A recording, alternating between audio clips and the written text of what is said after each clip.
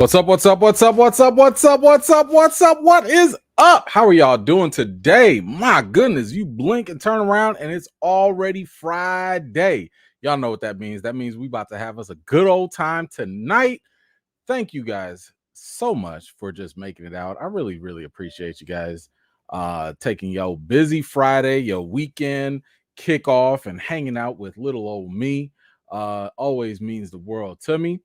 Let's see. Do we have any opening things? I don't think there's anything going on too crazy. Man, we got a whole bunch of trailers. Whoo wee. There's a whole lot of trailers that just dropped recently. In case some of y'all didn't know, there was a Brazilian Comic-Con that just happened. So that's why we were getting trailer after trailer after trailer after trailer. But you know, we are going to go through some of them. We're not gonna go through all of them. And see what's up with that. But I have got to see first and foremost who is in the building with us tonight, so I can give some quick shout outs. Let's see, we got Screaming Monkeys here. Hello, good to see you. Thank you so much for making it out. Oh, so me, hello. Which movie? I don't know. I gotta watch the trailers. Like, I haven't seen these trailers yet, so I'll find out once I get done, and we'll see what happens and which one which one we're more excited for. But thank you so much for making it out. My man Minister Crush is here. What is going on, sir? Good to see you. Thank you so much for making it out. Paul is here. Thank you so much. Another top supporter in the building with Jason Rodriguez. How you doing, sir? Good to see you. We got Ms. Harper. Y'all already know what it is. Thank you so much, man, for making it out tonight. Always a pleasure to have you here. Then we got another back-to-back vet. I love to see it. Deborah Rodriguez is here. Hello, ma'am. Always a pleasure to have you too. Thank you so much. My man AJ is here. How you doing? Martian, what's up? Let's see. John Roberson, what's going on, sir? Good to see you. Thank you so much for making it out. Leandra, hello, ma'am. Good to see you too. Last of my kin, hello. My man Reese is here. Good to see you. Thank you so much for making it out. My man Derek Gaines is here. It's another top supporter, top vet in the building. Good to see you, sir. Thank you so much. Cynthia Charles is here as well. Good to see you, ma'am. Hello. My man Didier is here. What is going on, sir? Good to see you. We got my man Matthew Collins as well. Good. Yes, we're gonna get to both of those. Can't wait. Oh, come on now. We got the queen in the building. Man, what you doing there? I thought you was at a concert. I thought you was having a good old time somewhere else. What is you? This is supposed to be your night out. You know, you got the kids over here. Go have some fun. What you over here watching me for? But I appreciate you. Love to have you. Thank you so much. Let's see. Nelson V is in the building. What's going on, sir? Good to see you. Let's see. We got Rhonda. Hello, ma'am. Always a pleasure. Come on now. We got Marcy X is in the building. Good to see you, ma'am. Thank you so much for making it out. Always a pleasure. Let's see. X Mitch, hello. What is going on? Thank you so much for joining. Pamela, I see you as well. What is up? Chill Spot, how you doing? Good to see you. Oh, come on now. We got Kimmy J's back. Always a pleasure. Thank you so much. James is here. Hello. Treese, what's going on? Anna Bay, hello. Trouble Clef, what's going on? Good to see you. Dietrich, hello. CJ, what's going on, sir? Good to see you. Famous J, always a pleasure. Thank you so much for making it out. Kiki West is here too. Always a pleasure. Thank you. Seth, how you doing? Good to see you. IMAX, good to see you again too. EDZ, what is up? My man Lionel, hello, sir. Good to see you. Soto, what's up? Theo, I see you. Miss Sheila, hello. Blue Yoda, what's up? My man Sean Ali, hello. My man Tane is here. What's going on, bro? Shay La Soul, I see you. Phil Roy, what is up? Shauna, hello. Let's see. Who else? Oblivion, what is going on? Lisa, good to see you again. For my peoples, what's going on? T-Ville, I see you too. Low Key, hello. Always a pleasure to have you back. Travis, what's going on? Marvelise, hello. Allie Girl, I see you. And Jessica, hello. Thank you so much for making it out. And I appreciate all of y'all that have made the time to come on out tonight. I really appreciate y'all. Let's go to the first comment of the night. We got Puma Lee. Freaky Fridays. Let's go, Avengers. Transformers trailer is fire. It's fire. Okay. I'm gonna take y'all word for it. I haven't seen it yet, so I want to see what they come with. Let's see. Recast T'Challa is still in effect. You better let them know. Love all the family. Thank you so much for that, Puma Lee. I appreciate you. Yeah, so I definitely gotta I actually saved that one for last because I saw a lot of people hyping up the Transformers one, and at least from what I saw on the thumbnail, it looks interesting. So I cannot wait to watch it with y'all. I saw it. I saw people talking about it and everything. So I can't wait to get to it. I cannot wait. So I think we got some light news for today. So we're just gonna kind of go through some of them so we can hurry up and get to the trailers and stuff.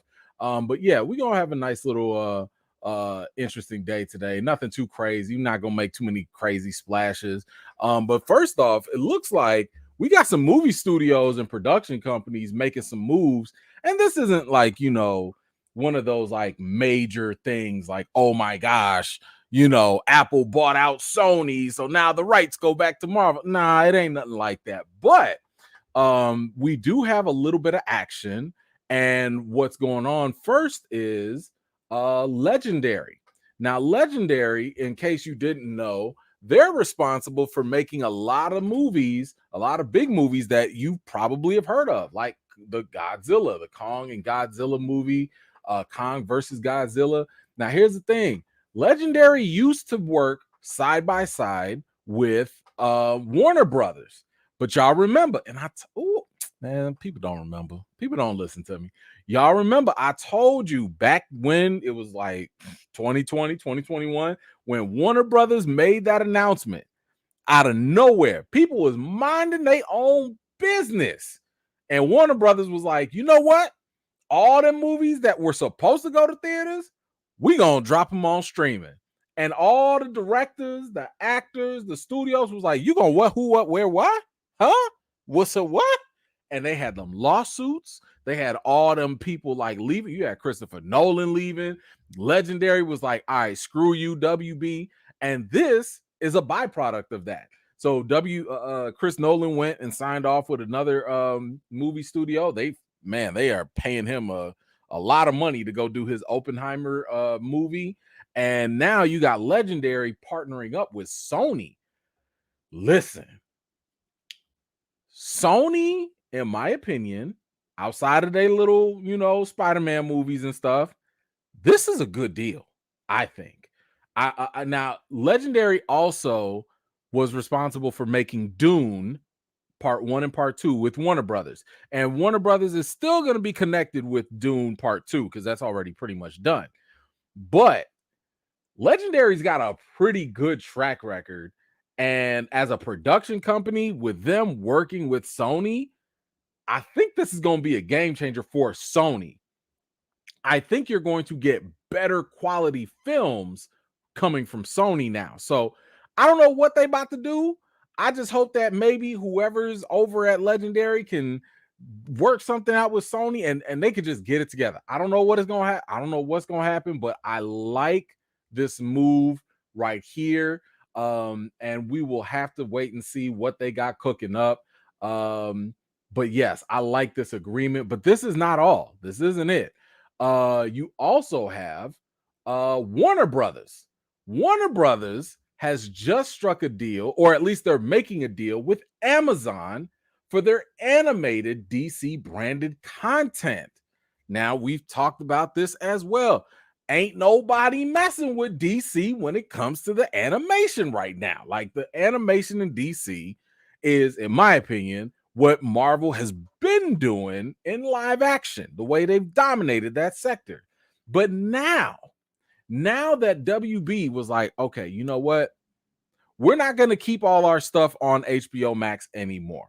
And maybe, I don't know what the model might be. Maybe some things will go to there first and then they'll move over. I don't know.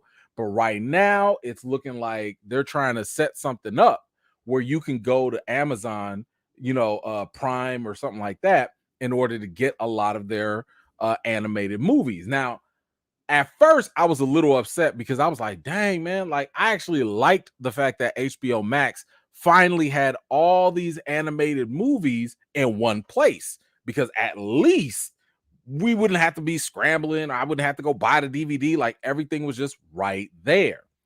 But given the fact that this clearly isn't going to be in their plans for long, I'm not terribly mad if these things go over to Amazon because I am an Amazon subscriber too. So it works out for me. I'm not terribly mad about it, but I am curious, how do you feel about Legendary partnering up with Sony?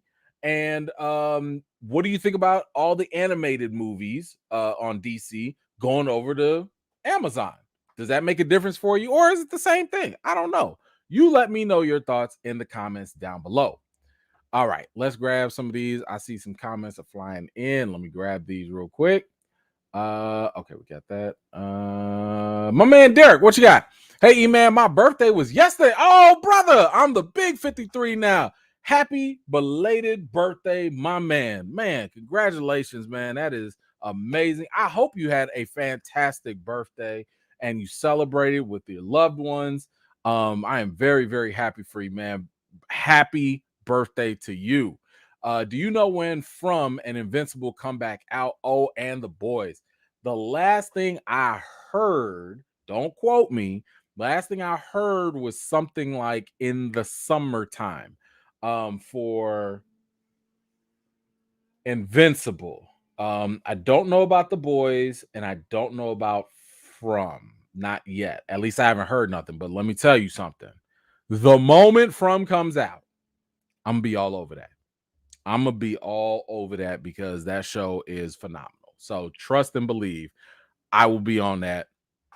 And the moment I get some news on that, I will let you know, sir. I absolutely will. But thank you so much. And again, happy belated birthday to you.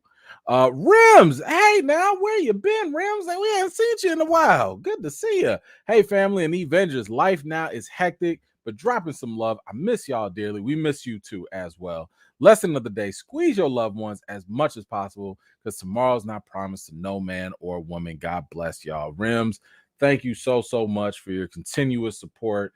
And I'm not just talking about financial, I'm talking about like literally just being here every live, always contributing.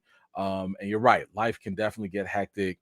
And yeah, we absolutely should, hug and kiss and just love on whoever is close to you because nothing is promised. I'm praying that everything is okay with you and your family. And sending whatever strength that you need in case you're dealing with whatever that's keeping you busy. But definitely we got you. We're here for you. And we gonna definitely be here whenever you're ready and have some more time. So thank you so much once again, Rims. Appreciate you. Who else we got? Dan the man, what's going on? Thanks for rocking with me in Wakanda. Now it's time to hear my voice and transform. Dan, you just be coming in here dropping your celebrity all up in here, bro. Who you finna voice? Who you finna voice, bro? Oh man. Okay, listen. I got no shame. I got no shame, man. I was telling folks, I was just telling some of my friends and stuff. I was like, hey man, one of my followers from the E fam, they was in Wakanda. Yep, right there, right behind the queen, right there, right there. I listen, if I could brag on y'all, I'll brag on y'all. You know what I'm saying? Like I try to brag on y'all when I can. So that's dope, man. I don't know who you go. Let me know who you gonna voice so I can go in and I can definitely, you know what I'm saying? Like I'll be just like Leo, and I'll be like, that's him.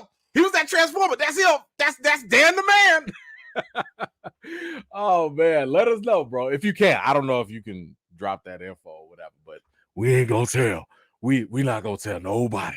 But congratulations, man. I'm really happy for you. And much more success to you for sure. But thank you so much for that. Let's see. Maybe we'll get you in the trailers. I don't know. Maybe we'll see. Let's see. Rims, thank you again. P.S. Happy Earth Strong Derek fam. And before I forget, family, hit the likes to support the channel. It would mean a lot. Bless. Thank you so much again, Rims, for that. And yes, once again, happy birthday to the man. There he is again. Derek Gaines. Thank you, everyone, for the birthday wishes. I love the love. I really do. I love it. I love it. I love it. Let's see. Hold on. Let me. Yeah, Dan, give us the scoop, man. Like that's what I'm saying, man. My man out here dropping his star and stuff. That I mean, hey, look, talk your ish, Dan. Okay, talk your ish. It's okay. All right, man. Listen. I love it. I love it. Y'all win, we win. Okay, you win, we win. That's the way I look at it. Oh man, I love it. I love it. All right, let's move on. So speaking of movies, I don't know if y'all heard, but apparently there is going to be another Bruce Lee movie. I don't know about y'all, but that whole Enter the Dragon was it for me. That right there was like, um, yeah, yeah. But then again, all the other versions of Bruce Lee, any type of Bruce Lee story, I don't know if they've had a high threshold, or whatnot. But they've been okay. They've been okay, But the Bruce Lee story, I thought, was like one of the best ones. I thought that was like one of the best ones. But I'm also biased too. So, but we do have a new one coming out, and this one is gonna star let's see, what's his name? Bruce Lee, Mason Lee, that's it. It's gonna be Mason Lee, and Mason Lee is the son of director Ung Lee. Now, if you recall, Ung Lee, Life of Pi,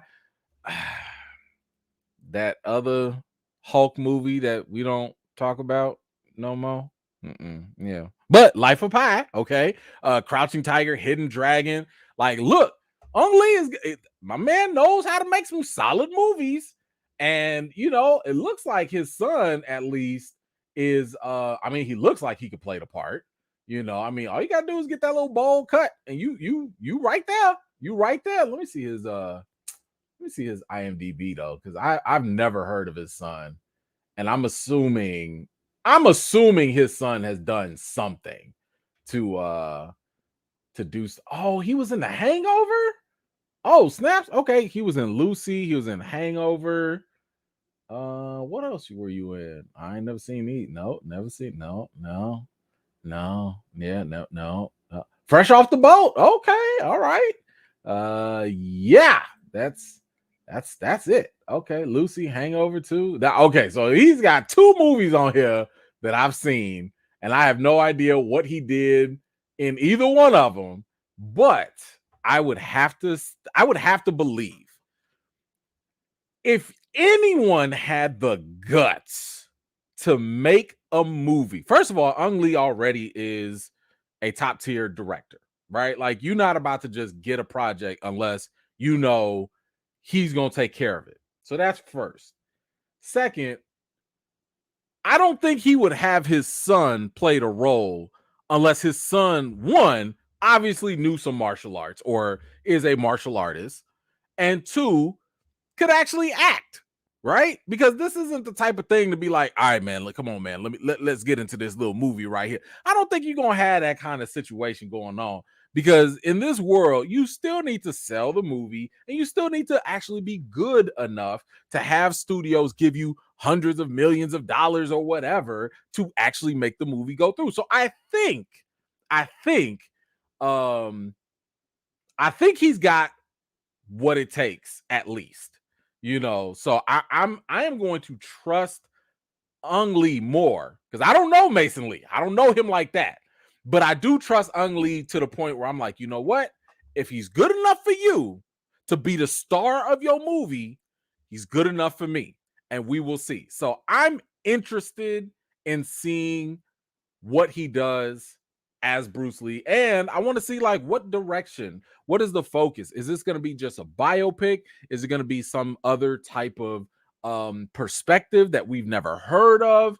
That I don't know, because I don't think there were any real details about what. Yeah, I don't think there are any real details here about what's actually going to happen or what the focus is. But I am definitely interested in this one way or another. But y'all let me know, how are you feeling about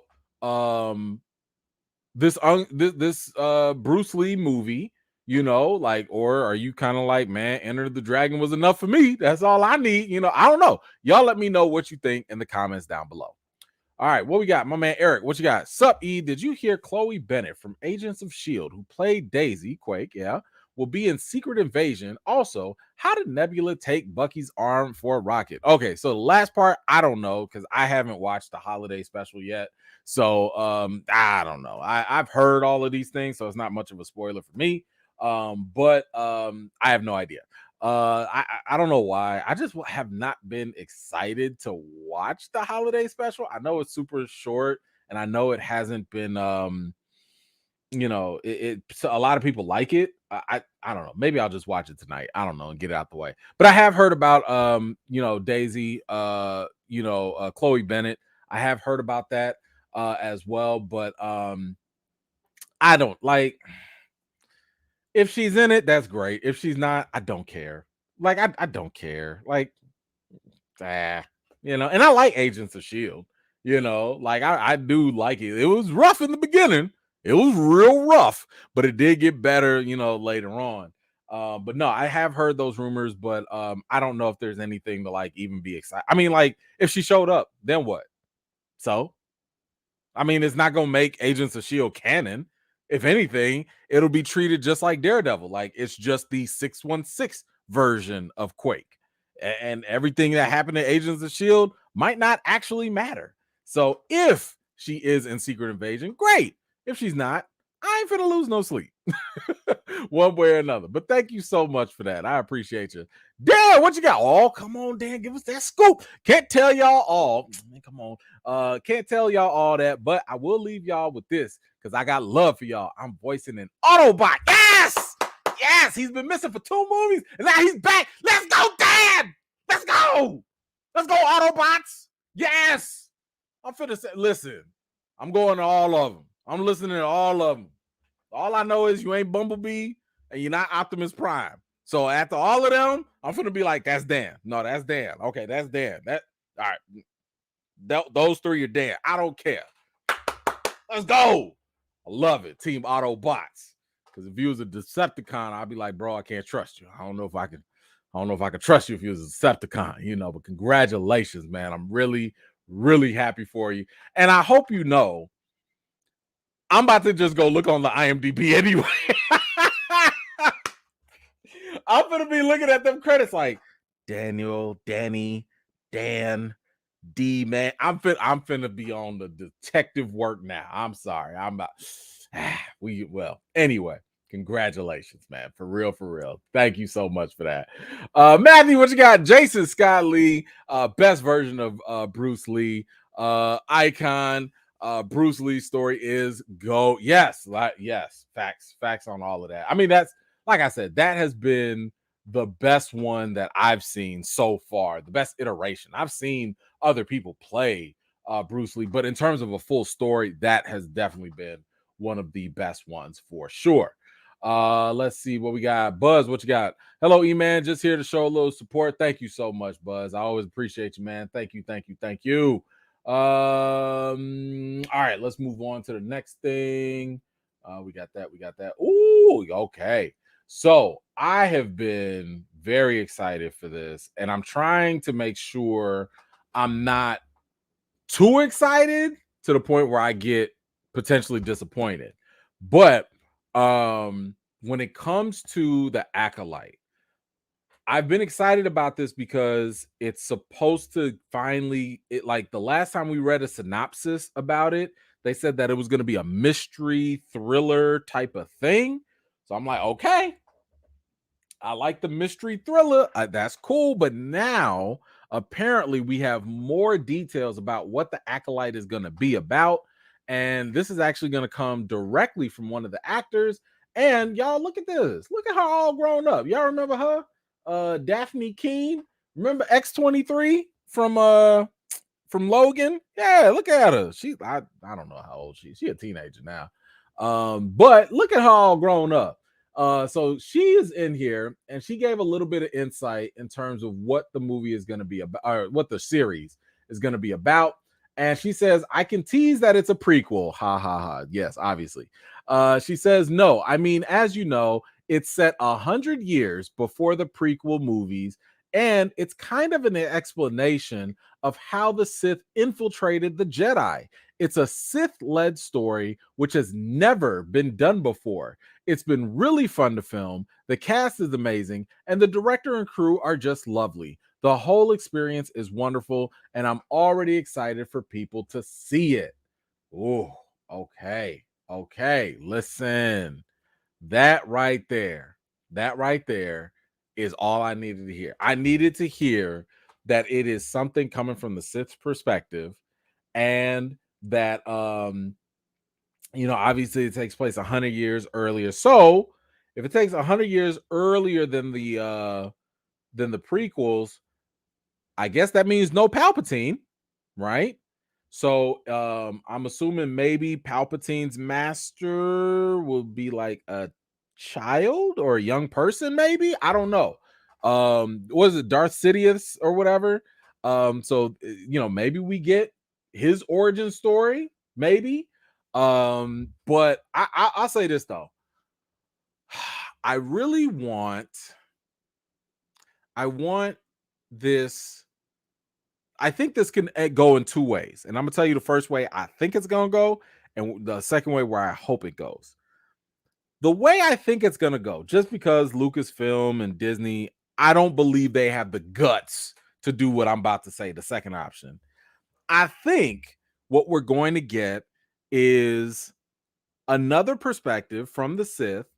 And Plagueis. Thank you. Yes, Darth Plagueis. What I say? Sidious? Duh. Sorry. Thank you. Plagueis. But I think that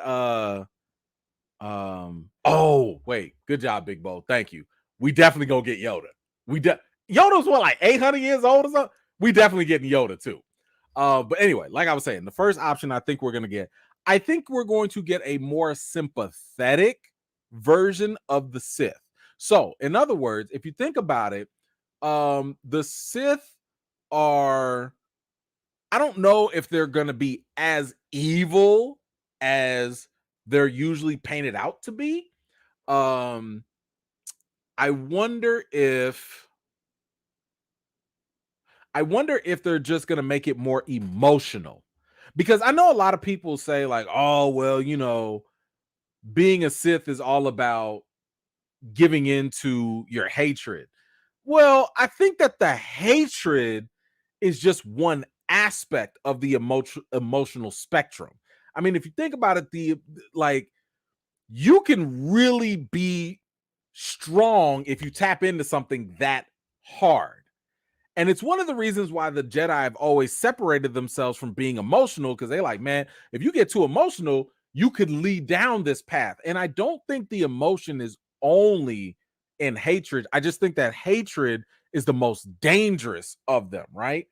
So I do wonder if what they'll do is maybe, because they kind of played with this in Tales of the Jedi with Dooku. It's almost like they saw the Jedi doing some shady stuff, and they was like, yo, this ain't right. Yo, this isn't cool. And I think that they will take what they believe is right and what they believe is doing, something probably better than what the Jedi do, and that will be the way that they kind of infiltrate in some way, shape, or form. But from an audience perspective, I feel like it'll make us kind of understand and connect. In other words, we'll just see two sides of the same coin, right? Because let's not act like the Jedi are perfect. The Jedi are kind of shady too. Now, that's where I think it's gonna go. That's where I think they're gonna go with this, just because, hey, they're not bad, but they're kind of bad. But now you understand, whatever. What I hope they do, and I don't think they got the guts to do this, I hope they make the villains straight up villains.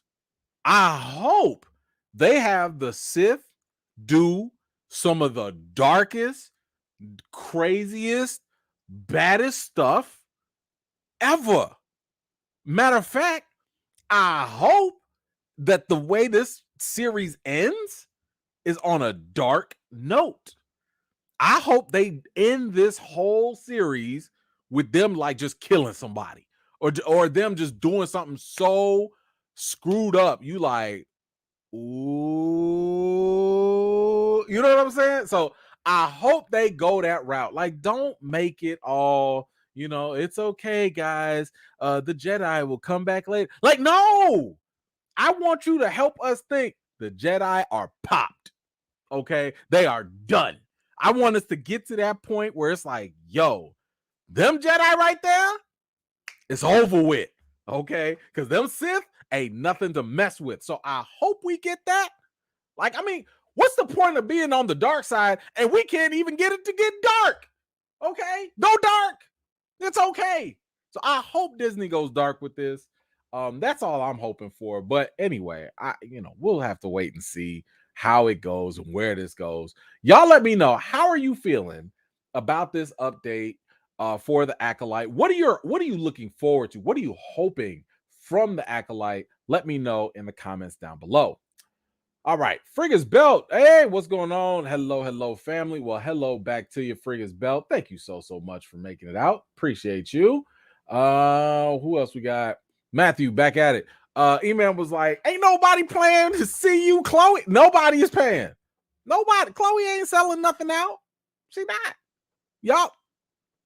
Listen, man, y'all be having me talk about these actors, and I don't want to do that. Like,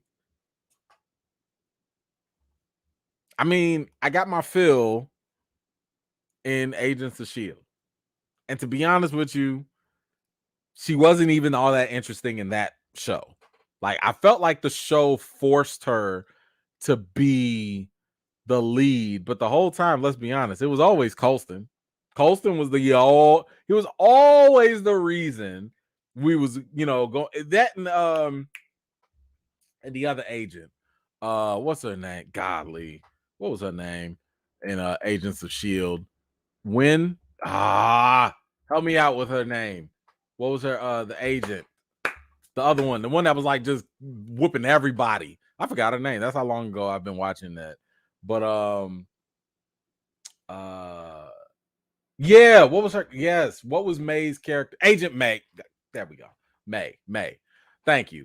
That's all I cared about. I only cared about them two. Like, everybody else, I did not care. No, and the brother. I did care about the brother. He started getting good in season 5 because you could tell they started letting him just use his own lines. Because my man, he was wilding out a little bit towards the end of the show. But anyway, we'll see. We'll see what happens. But I'm sorry, Chloe's not. She's not like a selling point. Not for me anyway. Maybe she is for y'all. I don't know. Let's see. Buzz, what you got? Hopefully, Star Wars hopefully will do something with Mace Windu. Man, listen, don't get me started. Don't get me started, man. I told y'all they need to do something with Windu. Okay. Bring him back. Sheesh. I'm tired of this, man. Mace Windu has been low-key one of the coldest characters with wasted potential. And Star Wars ain't done nothing with him. Nothing. Oh, just gonna have a whole purple saber and do nothing with that? What are you doing? Anyway, thank you so much. Mac, that's his name. Thank you, Mac. Yes, Mac was dope. He was kind of shaky at first. Mac was kind of stiff at first, but Mac loosened up later on. And I was like, okay, Mac, now we on the same page. My man. All right, let's see. What else do we have here? Okay, this was just weird. All right. I spelled that wrong. Zorro. Here we go. Zorro. Y'all just not gonna correct. Hold on. Okay. Save. There we go. Zorro. Y'all remember Zorro, right? I mean, Master Zorro, Antonio Banderas was like brought the role together. What was that? 98, I want to say, because I remember seeing this when I was young. Like, this was a long time ago. But Zorro goes back even further back. I mean, Zorro, if I'm not mistaken, was one of the very first comic book adaptations made either into a movie or TV series, one or the other. I think it's a movie, but we're talking about going back to the 1920s. Okay, so Zorro is a staple figure in especially comic book lore and all that.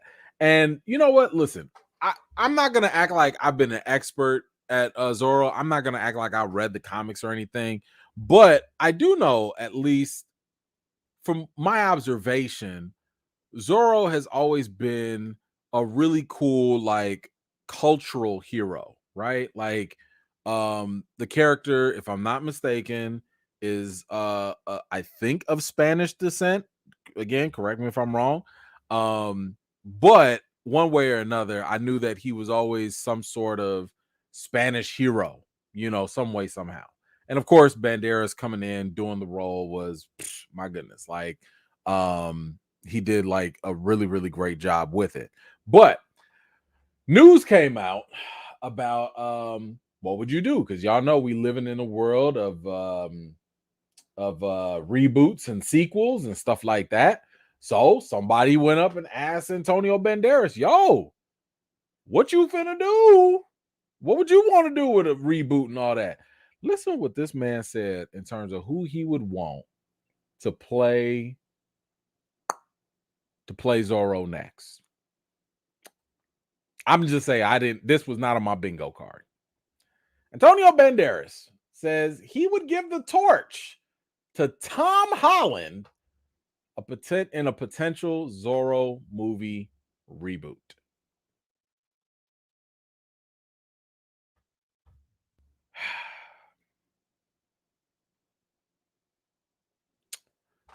I thought this was a joke. I really thought, I saw the headline and I was like, ain't no way. Ain't no way. Tom Holland, like bro, you just pull that out your stop it. Stop it. You just pull that from straight under your sombrero. What you talking about? What you talking about, Antonio? What are you saying? No. No, no, no, no, no. Not Tom. Not Tom. Not Spider-Man. Not him. What you Okay, hold on. But then I read this quote. Yes, I would. I would consider that possibility. Why not? Yes, I think today I said something like that to somebody because they asked me about Zorro. I said, well, if they call me to do Zorro, I would do what Anthony Hopkins did in the first movie for me and give the torch to somebody else. And of course he said that Tom Holland would be that because they worked together and they really enjoyed each other and all of that good stuff. Blah, blah, blah. All right. Now, first of all, if y'all recall, Sir Anthony Hopkins, another Brit, played the Spanish character, I forget the guy's name, in the first Mask of Zorro. Now, this was like before everyone got woke. I hate using that term, but y'all know what I mean. And, rather giving it to a Spaniard or Hispanic or whoever type of actor, he did it. Now, I'm not going to say he was bad at it. Like, he did his role. Like, he did it. You know what I'm saying? I mean, Al Pacino played a Cuban. That kind of worked. It worked. However, I'm sitting here thinking to myself, like, couldn't you just keep the ball rolling? Couldn't you don't, and I'm not knocking the fact that he enjoys Tom Holland, he likes him, that's good. I get it. But at some point, I need you to not think about who you friends with and who's probably going to be an actual better fit for the movie. What it represents. Who could be inspired by it? Ain't nobody being inspired by Tom Holland. Nobody. It's just not happening. I don't like.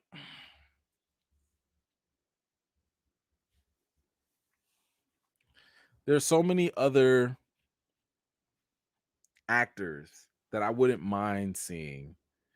And I'm just saying, like, yo, this is a perfect opportunity to do it for the culture. Yo culture. Hispanic culture, Spanish culture, Latin culture. Y'all don't have that many heroes. Representation is already lacking. You couldn't think of nobody else that even speaks Spanish to play the role of Zorro? But an English Brit white kid? And it's not a knock to him. It's not. I'm just saying. If I were Tom Holland, I'd be like, pip, pip, cheerio. No, sir. It's just thanks, but no thanks. It's just not for you. This ain't it. It's just not. I mean, who's next? Liam Hemsworth? No. Oh, why are they doing this? I'm just saying. And here's the other thing. Can we be honest? Can we be honest? Y'all not running out to go see Tom Holland movies.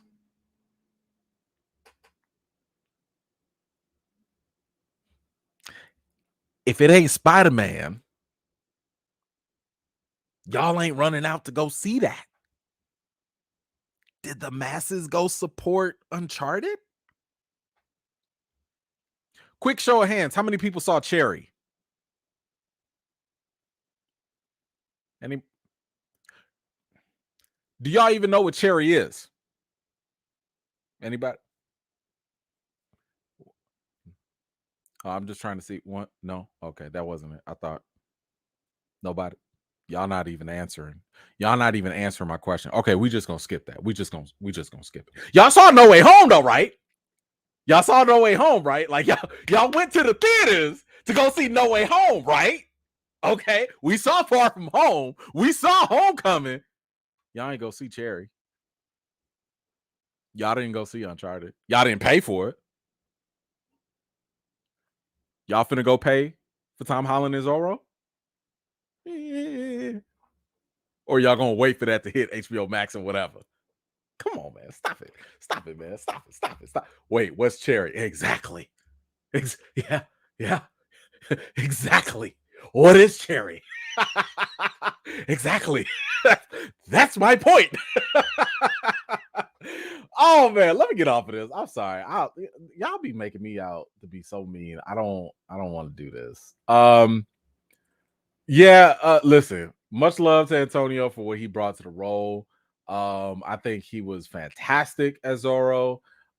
Definitely memorable. But yeah, I'm gonna need somebody else to play the role after him. And hopefully somebody of, Hispanic, Latin descent. Like, I just think it'd be really dope for Latin culture to get something. And even if it wasn't always intended to be that way, in my mind, I feel like it is nowadays. When you think of Zorro, I think you think of Latin representation. Keep it going. Keep it going. Anyway, how y'all feel about Antonio's pick for the next Zorro? And let me know your thoughts in the comments, because I can't believe he was serious. Okay. Let's see what we got. Eric back at it. Not gonna lie, after the preview for Ant-Man, I'm rooting for Kang. First of all, Kang gang. Also, there's a lot of Sly Stallone fans boycotting Creed 3. What? Okay. Lastly, put some respect on Chloe's name. Nah. Nah. Listen, I don't listen, I got no hate for them. There's no animosity in my heart for none of them. Just because I ain't checking for you don't mean that I got to put some extra flavor that's non-existent. I'm sorry. It's just not. It ain't there. Yeah. And Sly Stallone fans boycotting Creed 3. So, bye. I'll be there. I want to see Kang whoop on Killmonger. I will be there. I don't care. Let them boycott. Good. Whatever. I will be there. And yeah, so I'm there for that. But thank you so much, Eric. I appreciate you all day. Puma, what you got? Zorro was the inspiration for Batman. Boom. There you go. Thank you so much for that, Puma. I appreciate you. And I think they even put that in the animated series, right? Oh, it was the Gray Ghost. It was the Gray Ghost. Yeah, same thing, same thing.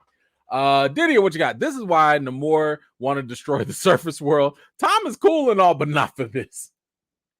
Boy, them colonizers won't take over, boy. I tell you, the colonizers. Thank you so much, Diddy. I appreciate you. Kiki, what you got? He might as well recommend Anthony Mackie to play Zorro.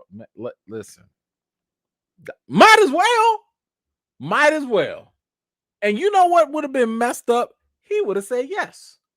I bet money he would have been like, you know what? I think I could play Zorro, y'all. I know he would have said yes. He would have said yes. He would say yes. Eric, have you seen Wednesday on Netflix? Heard it's good. You know what? I was going to watch it with my daughter, but she ditched me and watched it without me. So now I have to find time to watch it on my own. I heard it's very, very good as well. So I will definitely be making time to watch it for sure. I got a couple trips I got to take coming up soon. So I'll probably just put them on the phone and watch them on the plane rides. Thank you for that. Nelson V, Hollywood nepotism, hire a Latino actor for Zorro. Yes, like why not? Thank you. Like that again, representation goes like very far. You don't have a lot of these roles, and we're going to talk about this in a little bit, but like sometimes the characters are more important than the actors, you know and this is a perfect opportunity where you have a very recognizable um character, and the least you could do is keep that representation going. Matthew, what you got? Antonio's my generation Zorro. Go. Wait, what? Tom Holland? Seriously? I thought we were getting away from whitewashing characters. Yeah, I mean, if I'm not mistaken, I think the very first Zorro was white, but then again, it was 1920. So how many people were getting shots back then? But yeah, I mean, I do think it'd be a step backwards. I totally understand where Antonio's coming from. I just think that he's missing out on the bigger picture of like, hey, those Latin kids around the world that really look up to Zorro, that haven't seen Zorro in like 30 something 20 years or whatever. Why don't you get them a little something else there? Anyway. Buzz, I want Fluffy to play Zorro. No, you don't. Thank you, Buzz. No, you don't. Let's see. Derek, what you got? Off topic. E-Man, can you tell me why Namor City wasn't called Atlantis? Very confused about that. Did they change it on purpose? Yes. Actually, they did. They wanted to change everything with it. And for one, I think the biggest thing, surface level, they didn't want it to be compared to Aquaman. Think about it. I mean, even though in the comics, Namor came out first and then Aquaman was copied or whatever, the Aquaman movie came out first. So for the general audiences, in their mind, Atlantis, Aquaman, that's a DC thing. So Marvel wanted they wanted to differentiate themselves. They wanted to be separate. They didn't want the comparisons. So they went with the more Mayan, Aztec type of culture, because Ryan Coogler was studying colonization and doing a lot of research on these things, and he wanted those themes to come together. So that's where a lot of that inspiration came from, and they were just like, all right, let's just change his background, ain't no big deal. So that's pretty much what it is. Let's see. Third Eye, thank you so much for that. I don't know what your comment is. We're gonna see if we can find it. But thank you so much for that contribution. Oh, there you go. You came back. Thank you so much. You just sent 20,000 people to go watch Cherry, right? You have a platform, use it responsibly. First of all, no, y'all not. Y'all not finna go watch Cherry. You're not. I guarantee you're not going to go watch it. Because y'all not gonna watch it. Y'all not gonna watch it. Thank you so much, though. I appreciate you. House of Boom, what you got? I'm late. Did y'all talk about Indiana Jones? Nope, not yet. Busting out that dusty slave whip. Woo! And they try and the people he trying to whip, busting out the hammer. We haven't gotten to none of that yet. We will be all the trailer reactions we're gonna save for the end. But thank you so much for that. I appreciate you. So you are not too late at all. Let's see. Turn it off. Turn it off. This ain't listen, when I tell y'all about something that if something was missed by the masses, it's usually for good reason. Now, listen, if y'all just got time to kill, okay. But don't y'all come back coming in, hey man, why you make me watch Cherry? No, I did not. No, I did not. Not me. Okay. Okay. Listen, don't be sending people off now. Okay. I'll be trying to help y'all. All right, let's move on. I should have done this earlier. All right. So, recently, Will Smith has been coming out and doing more of his interviews and everything. And this is because obviously his movie Emancipation is coming out. And this is like the first real time he's been talking post Oscar slap. All right. So the main question now is how are people gonna feel? Everybody asking him first questions. About that Oscar slap, people ain't feeling you and all that. So he responded. And his response is that, like, yo, I understand if audiences don't want to see Emancipation post Oscar slap. He says, I completely understand. If someone is not ready, I would absolutely respect that and allow them their space to not be ready. My deepest concern is my team. Antoine Fuqua has done what I think is the greatest work of his entire career. He goes on to say, the people on this team have done some of the best work of their entire careers. And my deepest hope is that my actions don't penalize my team. At this point, that's what I'm working for. I'm hoping that the material, the power of the film, the timeliness of the story, I'm hoping that the good can be done. I'm hoping that that can be done. I'm sorry. I'm hoping that the good that can be done would open people's hearts at a minimum to see and recognize and support the incredible artists in and around this film. All right. So I think it's kind of like a given, unfortunately, that for whatever reason, there are people that won't let go of the slap. Personally, I have let go of the slap a long time ago. And to be honest with you, even when it happened, it still wasn't going to stop me from watching a Will Smith movie. Why? Because I can condemn the action and go watch the actor and separate the two. But and on top of that, like, I'm not about to let one bad moment, one slip up, and this was like a major slip up, obviously, and condemn the man for everything. I mean, he didn't kill somebody, he didn't sexually abuse someone, like he physically assaulted someone else, but that, in my opinion, that's between him and Chris Rock, like, at this point. And he's already apologized for it multiple times. He's gone through the rigmarole and all that stuff. So I'm over it. I'm done with it. But I do think that for some people, trying to hold a grudge against them for this long is a little unreasonable and unfair, because especially we live in a country and a society where we are a country of second chances. Everyone wants second chances because nobody's perfect.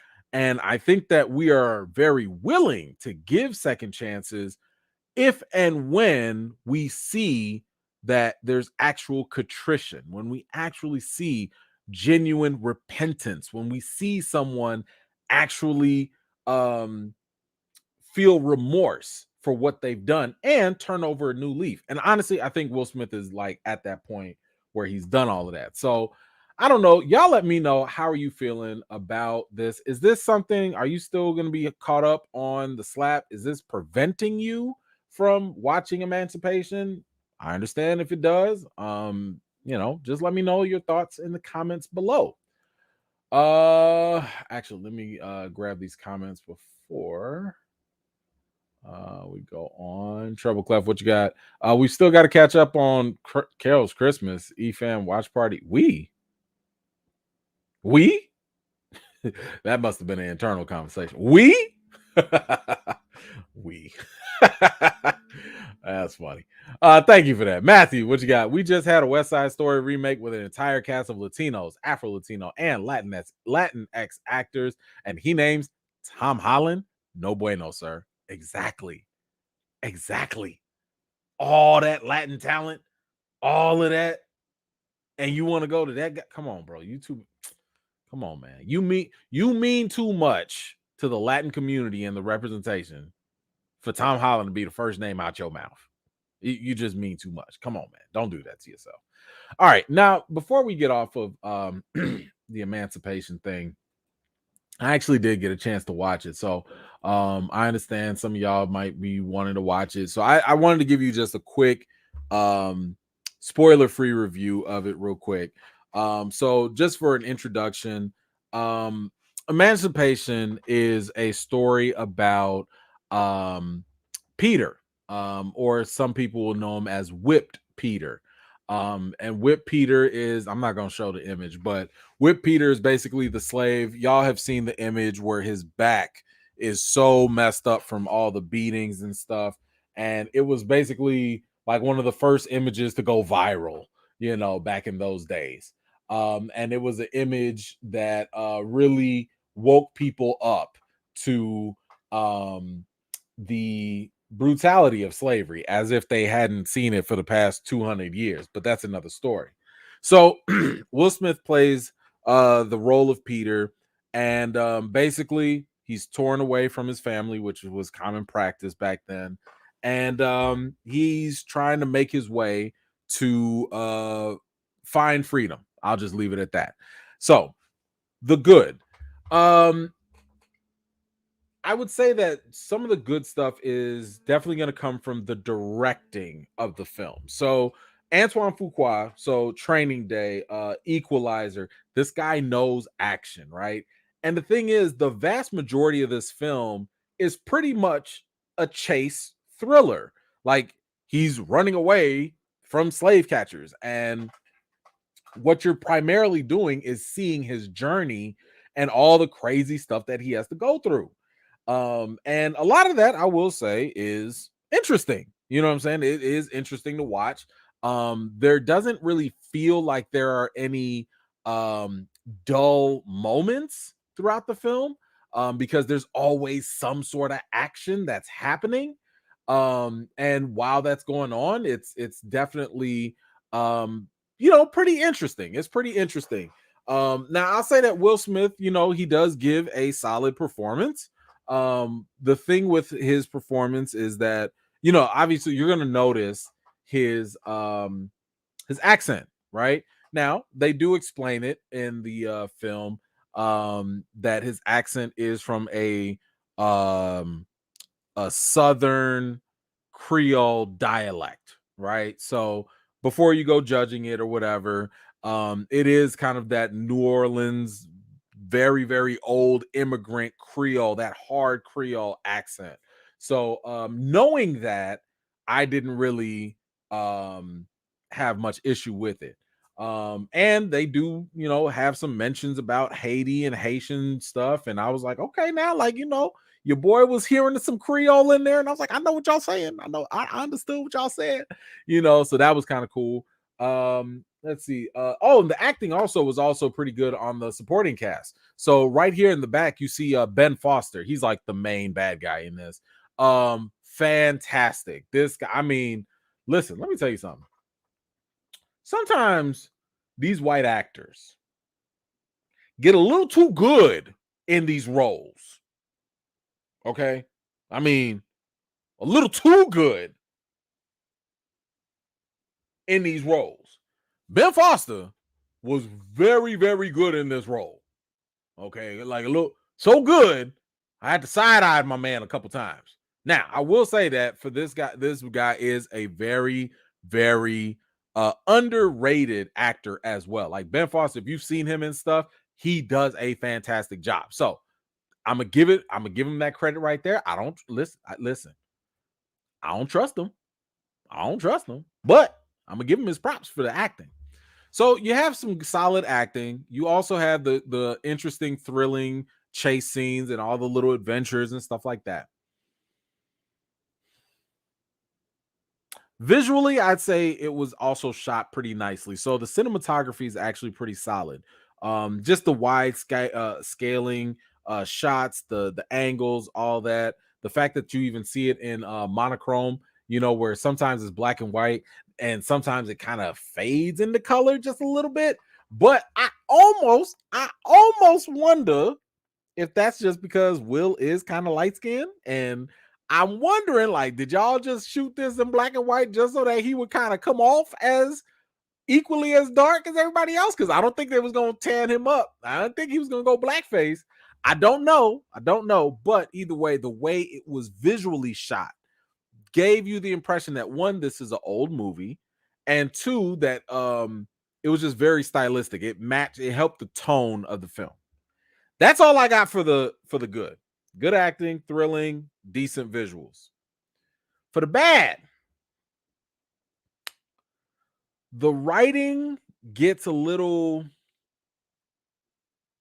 tongue in cheek sometimes. There were certain things that the writing just doesn't emphasize enough, in my opinion.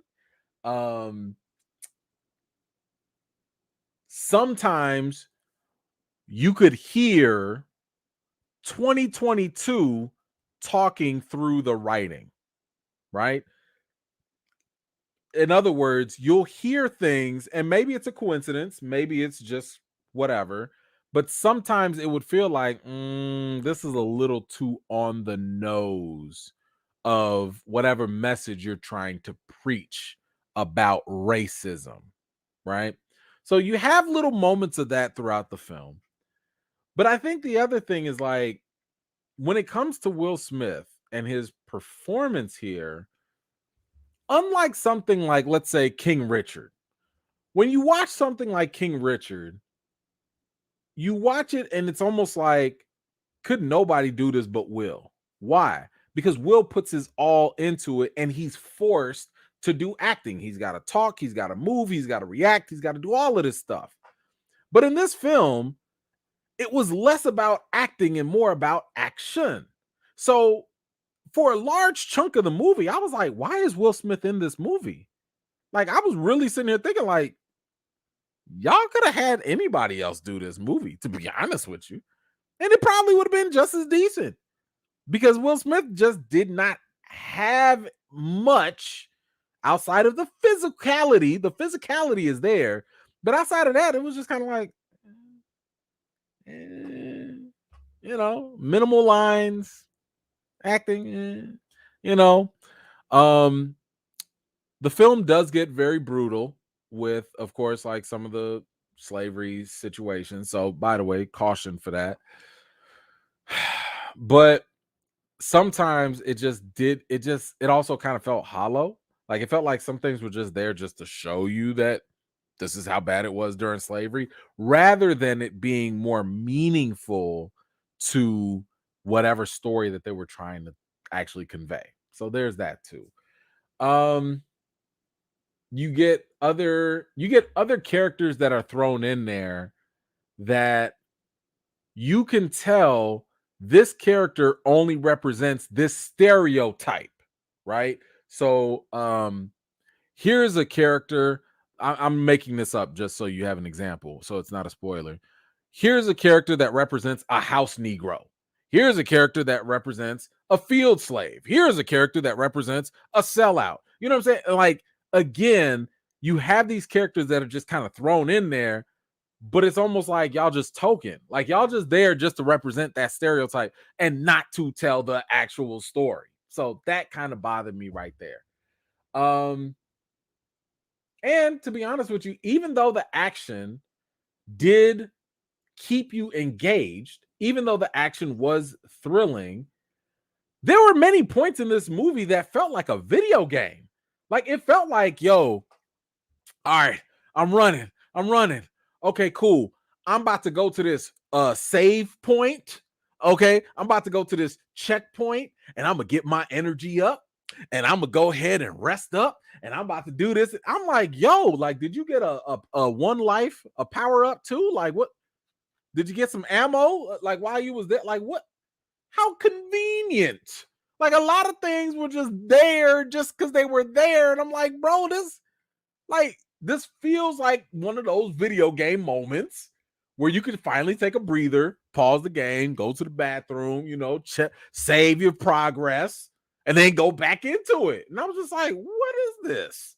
Like so y'all not gonna explain how all this stuff got here? Y'all not gonna explain where this came from? You're not gonna explain what just happened here? Like things just happen.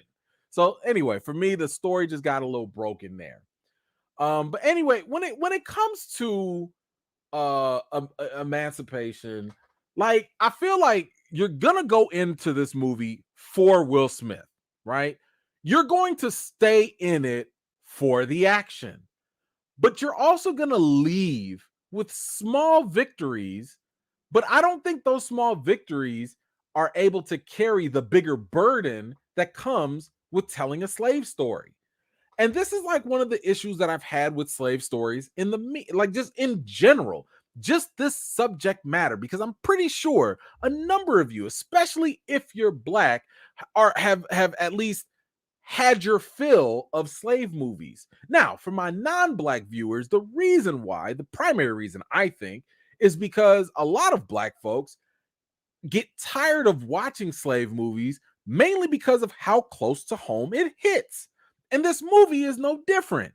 When you watch this movie, you see people that look like you, if you're black, or that look like someone you know, or look like someone that you would have been related to who just so happened to be a descendant of slavery.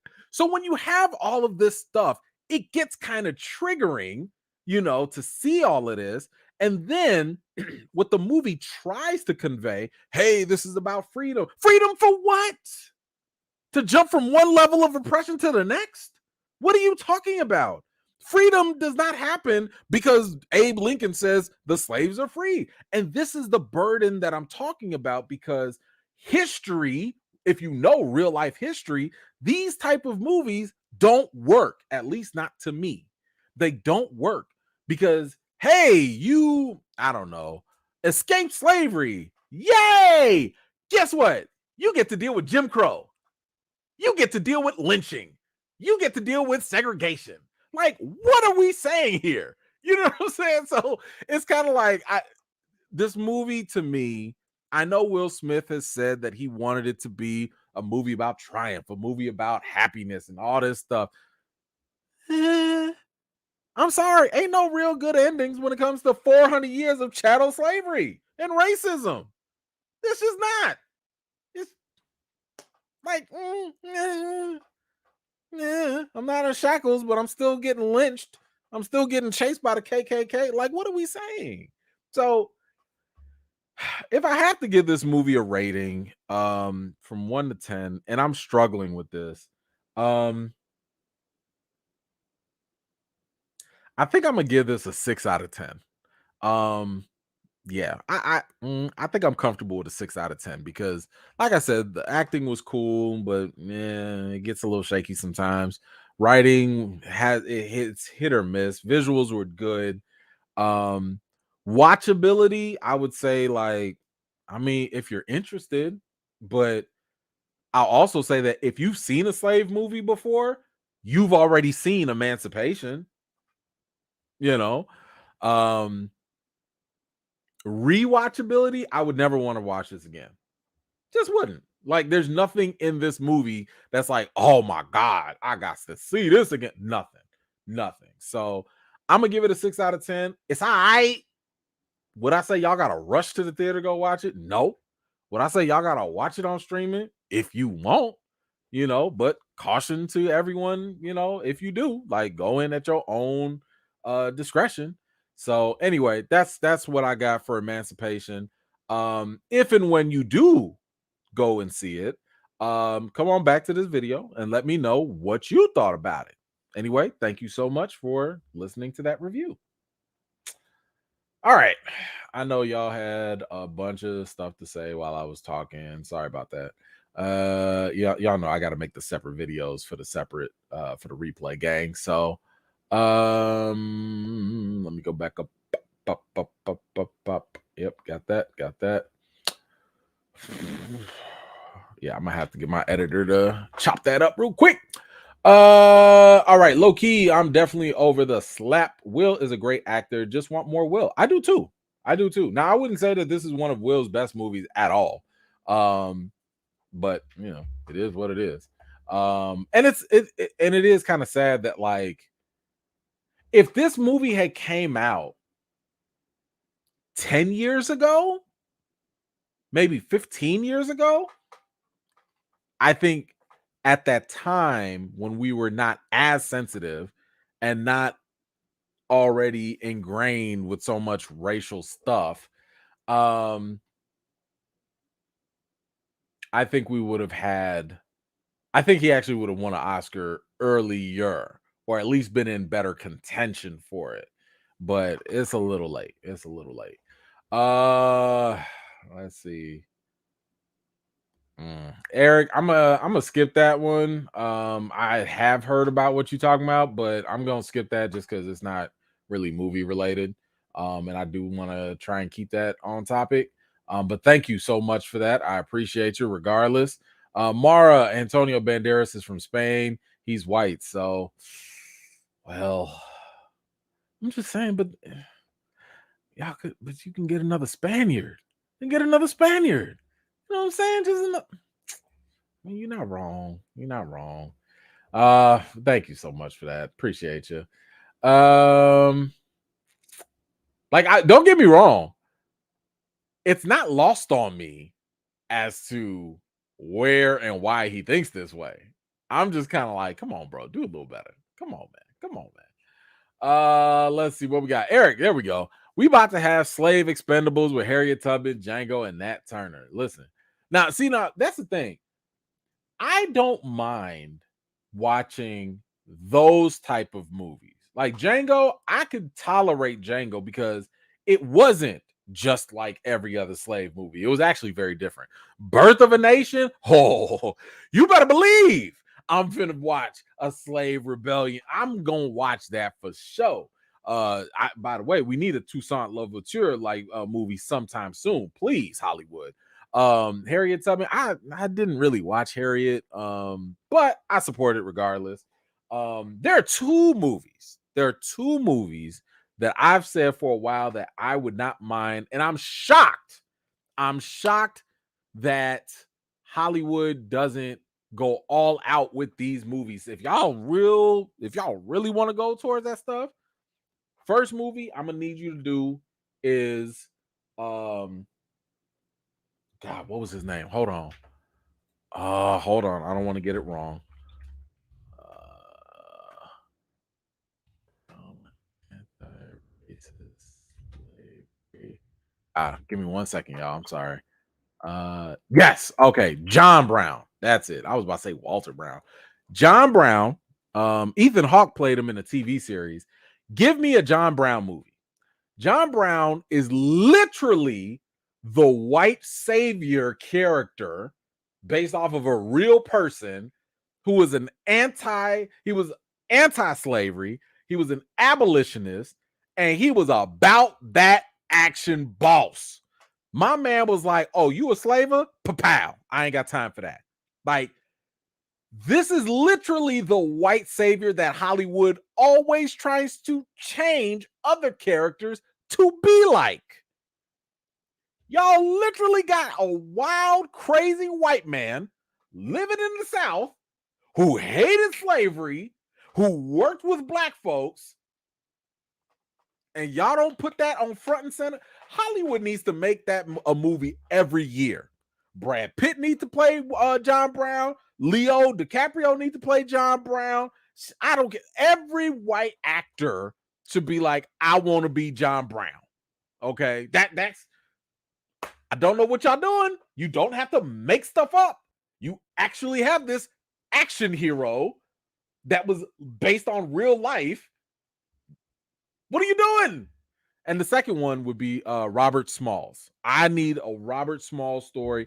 If we gonna talk about the real small victories during slavery, this guy who was enslaved, but at the same time he like learned like the naval commands and stuff, and he would sneak slaves out of slavery and stuff like that, and he would use the little hand commands and all that stuff to trick others, white enslavers and everything, and then later on bought his freedom, and he was like buying up and helping other slaves. That is give me a Robert Smalls. Give me that story, Hollywood. That's if you want to tell me some slave story, tell me those stories right there so that we can understand what those other people do. Okay, give me the John Brown and give me the Smalls, and that's all I care about. That's all I want to see. Anyway, thank you so much for that, Eric. I appreciate you. Low key, what you got? Well, I've learned my lesson the hard way with Wakanda. I will take your word for this movie. Hey, listen, I mean, you know, it's so funny. Like, whenever I walk out of a movie, a lot of times the studios will have reps there, and the reps will, they, you know, they want critics' reactions. Like, all right, what'd you think? And the very first thing I said coming out of Emancipation was like, well, it's another slave movie, and that's it. Like, there's nothing unique about it. There's nothing special about it. I mean, you've seen this movie before if you've seen a slave movie. That's all I can say. Like, you've seen this already. Thank you, Loki. Famous J, rather see a story about a superhero icon. Yeah. If you want to do the icon story, that'll work too. I'd be down with that. I'd be down with that for sure, because he had to deal with all that stuff too. Listen, give me Blue Marvel and Icon. Okay, give me both of them. Let's see. Buzz, I believe my family is related to Robert Smalls. I know Smalls' story. Okay, now. But you see what I'm saying? Like, this is one of those stories. This is what I'm talking about. Like, didn't I just say that black folks can either see themselves in these slave movies, or you know someone that looks like somebody, or you might be related to someone like that? That's why these slave movies just be kind of like, man, y'all can miss me with some of these things. You know, because the other issue, and I didn't mention this in the review, but the other issue I have with these slave movies, because I remember walking out of my out of the screening, and I heard some people being like, "Hey, you know what? That was actually a pretty good movie." Yeah, like, yeah, that was good. And I was like, "It was." Let's just say they were not black, but I was like, "Oh, okay. You like that? Oh, what you like about it? Oh, you know, freedom. Freedom for what? Freedom of what? What do you mean? Well, you know, the freedom, the freedoms. Oh, you know, Jim Crow happened right after that, right? Yeah. You know, they probably gonna lynch him right after that, right? You know, he don't get no reparations. You know, there ain't gonna be no 40 acres and a mule, right? Well, I guess it was all right.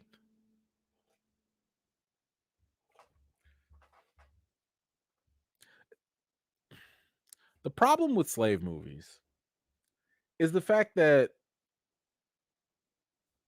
it doesn't undo the compartmentalization that America has conditioned society to have with slavery.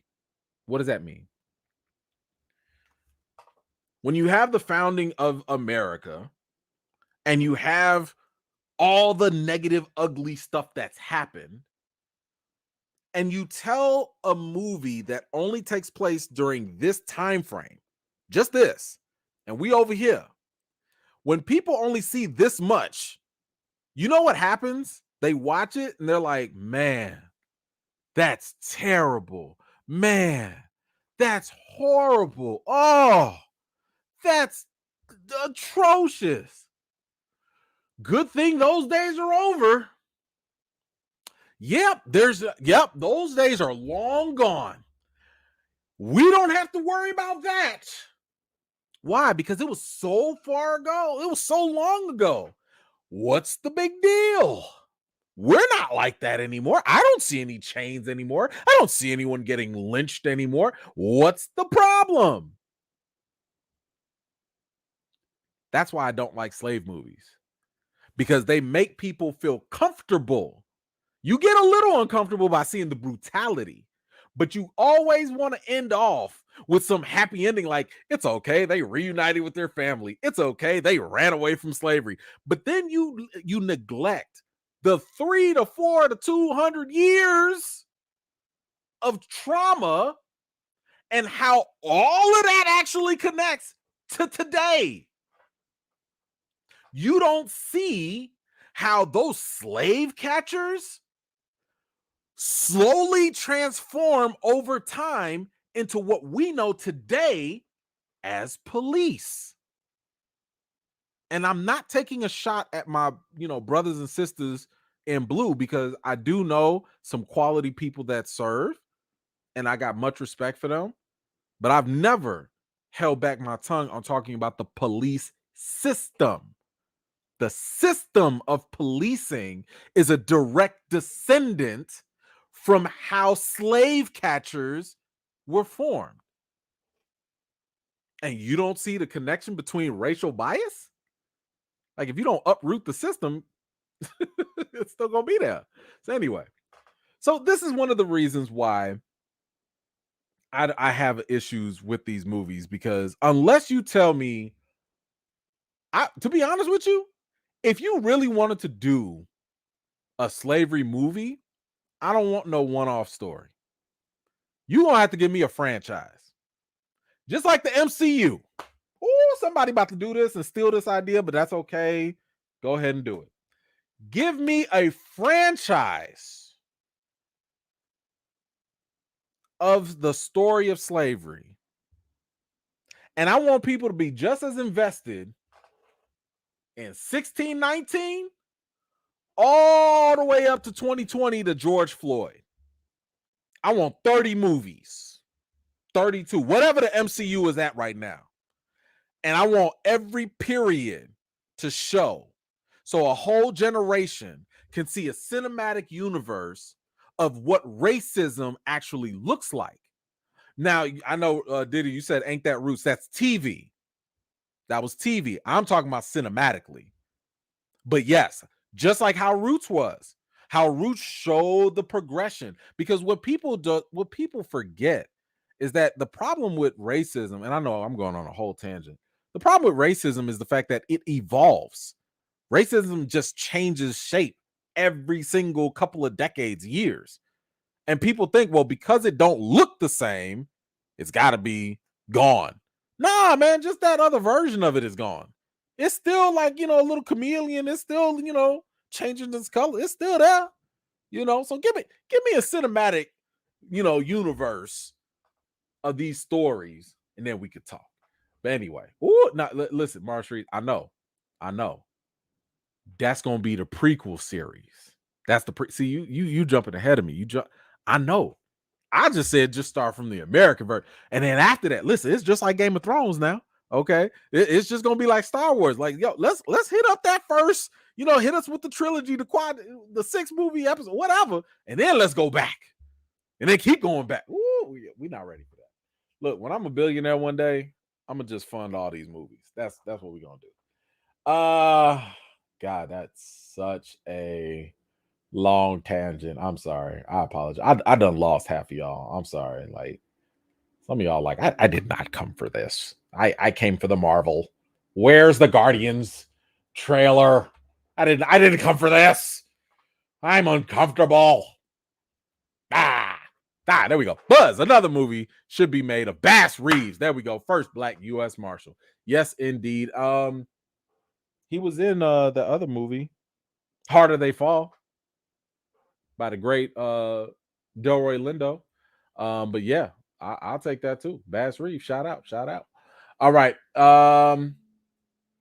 Let's move on. Let's get to some more movie stuff so I don't lose everybody. Dum dum dum. Sam Jackson versus Tarantino. All right. So y'all probably have heard a little bit about this. Basically what's been going on is Tarantino has come out and basically said that the Marvel characters, and that's just not Marvel, Star Wars, all of that, they have been bigger and they're making these actors popular. right? In other words, there are no more movie stars, and the characters are bigger than the actors. All right. So Anthony Mackie, surprisingly, actually said the same thing a long time ago. And he was like, look, people ain't trying to go to XYZ movie anymore. They're going for that Harry Potter movie, that Star Wars movie, that Marvel character, whatever, because that's what makes money. And he was right. Him and Tarantino are right. Both of them. Like, we've shifted. Now, I'll explain the shift later, but Sam Jackson, has come in with a rebuttal and he challenged him. So what Sam said was, it takes an actor to be those particular characters, and the sign of movie stardom has always been what butts in seats. What are we talking about? That's not a big controversy for me to know that apparently these actors are movie stars. Chadwick Boseman is Black Panther. You can't refute that. And he's a movie star. All right. All right. Now y'all know. Love me some Chadwick Boseman. Love me some Sam Jackson. Justice for Mace Windu. But I can't rock with Sam Jackson here. I'm sorry. I think he's wrong on this. Now, let me explain.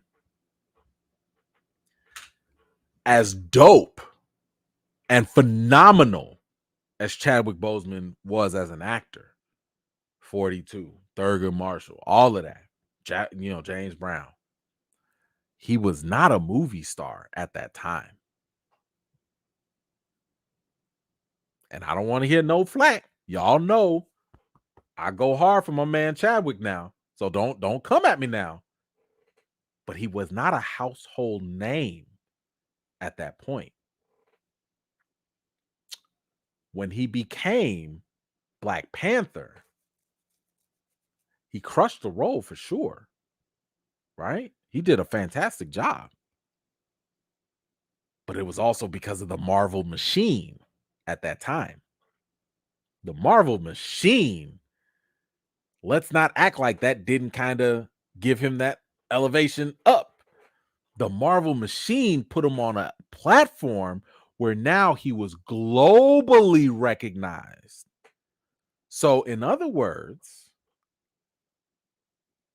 it was Black Panther that made Chadwick Boseman a movie star. Now, let's also define things. A movie star is someone who is famous for movies. Chadwick Boseman, now who's a movie star, right? Before that was a great actor. He just wasn't globally known. That's the difference. What Sam Jackson is referring to, I think, is Chadwick was a great actor and he got into a great role. And of course, if you've got talent and you get exposed to the world, you're going to become a movie star. Now, who are movie stars, or who were movie stars?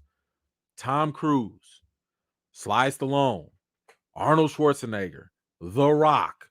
Those were movie stars, right? And I've always said that one of the ways that you can tell if someone has that movie stardom is, what do you tell yourself when the movie comes out? Oh man, I'm about to go watch that Tom Cruise movie. I don't even know what it is. I don't even know what it's called, but Tom Cruise is in it. That's how you know if you're a movie star. I'm sorry. Again, and I'm not trying to pick on my brother here, but a lot of people didn't go check for 21 Bridges. And that's after Black Panther. Actually, I'll pick on Tom. Tom Holland, Spider-Man, ain't no character bigger than Spider-Man in Marvel. Y'all still ain't go watch Cherry or Uncharted. And I think he did another movie that don't nobody even know about. I can't even name it. I watched it and I don't remember it. It was something on Netflix. He was in a small town and he did some things and said some lines. And that's all I remember. Ain't nobody checking for Tom Holland unless he got the Spider-Man suit on. Because the character at that point means more. Now, Devil all the time. Come through, Winter Soldier. Thank you for that. Yes. Y'all saw that? Because I did watch it. I saw it. But I couldn't tell you a lick of what happened or what was going on or whatever. I was like, okay, thank you. All right, bye. That was it. But you know, what I was, and I've told you guys this before. I've talked about this before about like how the industry has changed, right? And a lot of the times the industry, what ended up happening was, and here's the thing, y'all could go read a book. It's a great book called The Big Picture. I think it's Ben Fritz is the author's name, The Big Picture. And this guy was chronicling the Sony leaks. And these were all the leaks that happened with Sony, like with Amy Pascal getting in trouble and stuff like that. And this was right before the Spider-Man Marvel pair up. But what he ended up doing was he also chronicled the shift in movies at that time. And if y'all recall, I want to say it was 2015, 2016, something like that. So this is right after Avengers. Right after Avengers. We're in phase 2 of Marvel at this time. And solo movies, independent movies, were not doing very well. Will Smith did After Earth. Ugh, no one cared. Adam Sandler, who y'all remember, Waterboy, Billy Madison. Y'all remember Adam Sandler. He used to be money in the bank when he would drop movies in theaters. And after a while, after 3-4 flops, wasn't happening. Jennifer Lawrence. Y'all remember Jennifer Lawrence was like, she was the queen for a minute. She was like a mini ScarJo for a minute. When nobody checking for her whenever she dropped the movie.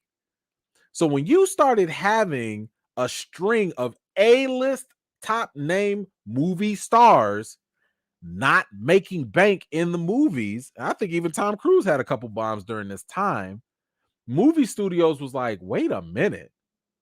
So you mean to tell us it's no longer automatic money if we pay Adam Sandler, $20-$30 and he's not going to give us $100 million back in return? You mean it's not automatic no more if we get Jennifer Lawrence, who's a rising star? You mean if we give Will Smith money, it's not going to triple, quadruple our return anymore? But meanwhile, look at Harry Potter. Meanwhile, look at this Marvel Cinematic Universe. What is that? The Avengers made $1 billion? What? Meanwhile, Star Wars out here doing stuff. Meanwhile, these franchises are doing big numbers. So what do you think the studios are going to do? You think the studios are going to be like, well, let's just keep on funding independent creatives and get these movies started? No. The studios are going to invest their money in what they seem and what proves to be profitable. So when you start seeing 3D all of a sudden, it's because we, the consumers, keep paying for 3D. When you keep seeing franchises and reboots, it's because we, the consumers, keep paying for that. If we stop paying for certain things, and if there's a overall trend, then studios won't invest. So while we were like falling off on these single, the Jennifer Lawrences and Will Smiths and Adam Sandler, while we were falling off because they were like just not delivering, we started churning over. Ooh, what's this Game of Thrones over here? Ooh, what's this Breaking Bad you got over here? Ooh, what's this thing called The Wire? Ooh, what is this? Franchises and streaming, because that's also when Netflix started to kick it up. That's where the money started to go. So studios put their money into that. And guess what? When the franchises started taking off, movie stardom started to go down. You don't need very much name recognition anymore. Now, don't get me wrong, you still have the independent films that are out there. I mean, like Everything Everywhere All at Once. I'm sorry, I haven't done a review for it. I really should. But fantastic movie, independently, made or whatever. I think it's A24. Um, but like those are good movies that not enough people are gonna see. That happens. Um, but yeah, you're not gonna. I mean, look at Black Adam. Black Adam, last time I checked, the numbers ain't looking too good. And this is The Rock. This is The Rock. The Rock used to walk out there in the same brown shirt, saying the same lines, acting the same way, and sell y'all on a movie about a skyscraper falling and made money off of that. This man be in the jungle 3, 4, 5 movies and still made a whole turnaround with the box office. But now, look at what happened with Black Adam. You have an unrecognizable, a little, a lesser known character in Black Adam. So he doesn't have the cachet as Superman, Batman, or anything else. He doesn't have that name cachet. You take that character and you take The Rock, the one of the few movie stars we have left, and the stardom level of movie stars is already going down. That's two different things that are going downwards. It used to be the movie star would make the character popular, or the character would make the movie star popular. But now, it's all kind of going down. So Black Adam is a case of like, this just ain't really working out. So anyway, when it comes to Tarantino and Sam Jackson, I mean, that's just kind of where the state of the industry is right now. I'm sorry, Sam Jackson is not right here. At least I just don't agree with him, respectfully. Um, at this point, it's characters that matter. Characters are bigger than the actors in today's world, and that's just a fact, I think. Anyway, what do y'all think about Tarantino's comments about the movie stars and how characters are making them out? And I mean, maybe you agree with Sam Jackson. I don't know. Let me know your thoughts in the comments down below. Hold on.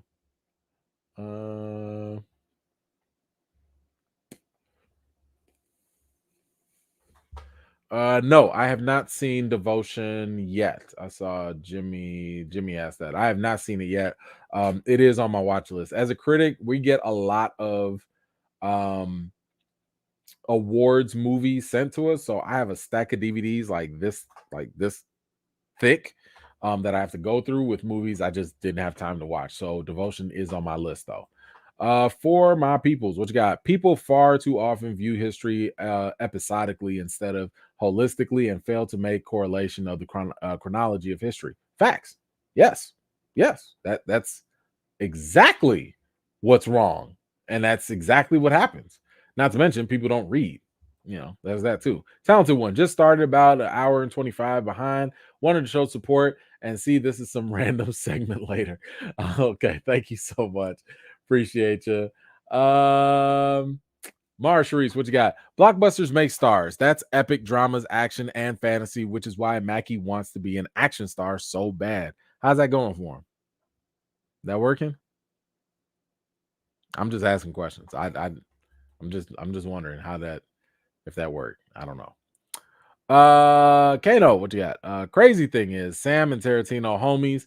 I think he's been in literally every one of his movies in some capacity. Oh yeah, I mean they're not like hating on each other, nothing. They just this like little movie jabs. Little movie talk. That ain't nothing. It's all good. Let's see. AJ, what you got? X-Men, Miss Jennifer Lawrence Rise. Oh, yeah, they did mess that up. Just like nah, because them movies just didn't do it.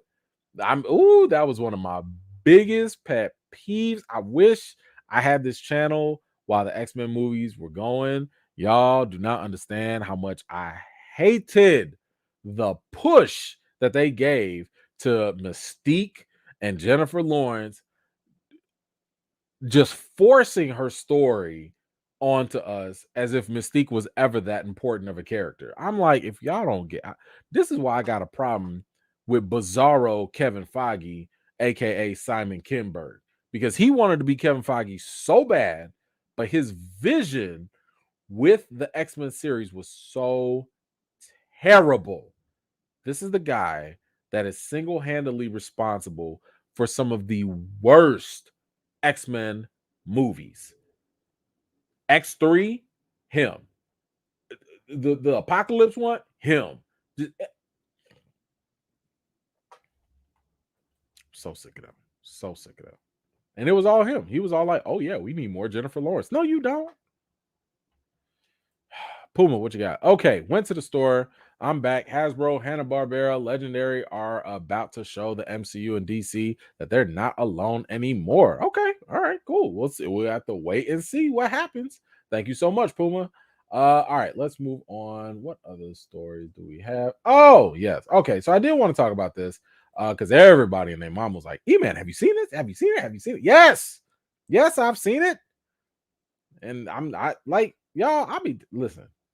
Don't get me wrong. I love it when y'all tag me to news and stuff because sometimes I don't be around. But I'm just gonna say, if news has been out for like 4 or 5 days and it's Black Panther related, I've probably seen it. Just letting y'all know. But yes, y'all, there have been concept art that was released by a very, very talented artist. And I'm sorry, his name escapes me right now, but he dropped this on his page. And basically, what happened was like he sent a lot of people off.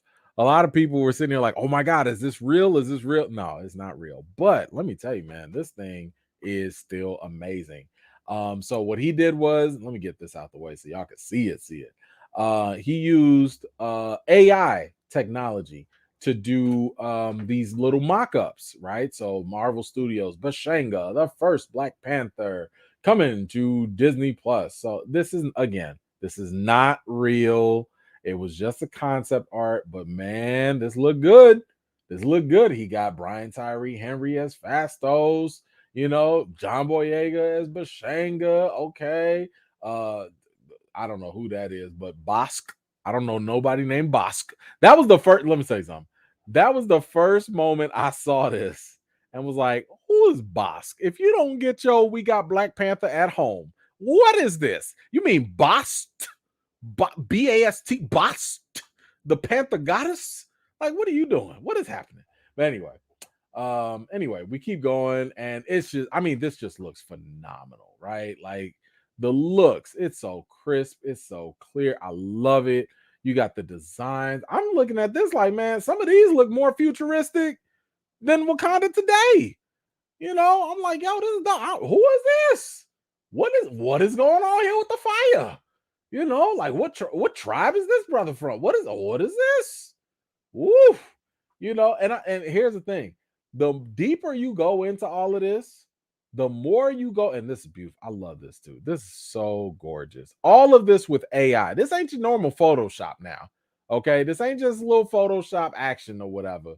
This is like where the future is going with art, and it's amazing. And when I first saw this, I was like, okay, come through. This looks so dope. And then I also thought to myself, ain't no way Disney about to put that much money to make a Wakanda series look that good. Ain't no way. They just not gonna do it. Do you know how much it would cost for that cost? Everything you just saw right there was movie quality stuff. They would have to go look like the Power of the Ring. They would have to go Amazon level. Amazon put $400 million in Power of the Ring. Ain't no way Disney got the guts to put that much money on a streaming series at that. Now, could they do that for a movie? Sure. Absolutely. Could they make the movie? I still don't think 200 million is going to get you that. I don't think it is. It might. They're going to have to do some shortcuts. They're going to have to I don't know, like maybe you won't have as many Wakandans, in the country. I don't know. But let me tell you something. I'm here for it if they want to. Matter of fact, you know,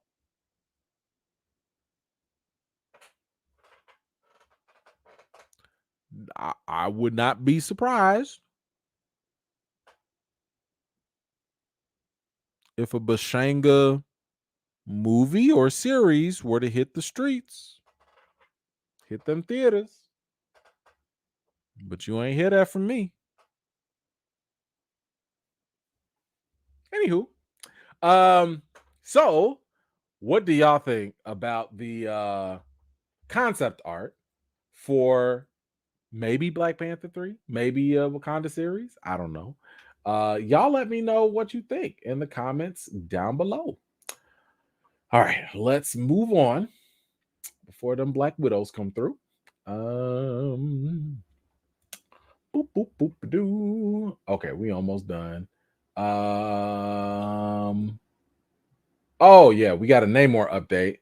So apparently, and I've been saying this because I know some people love Namor from Black Panther 2. And don't get me wrong, he was really good, for sure.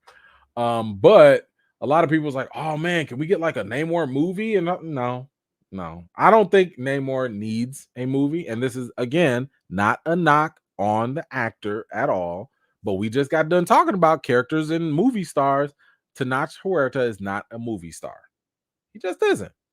He's great. He's a good actor, but he's not a movie star. He's not someone you're going to go out for the movies to go see. On top of that, Namor is not a huge name either. I don't care how big Black Panther is.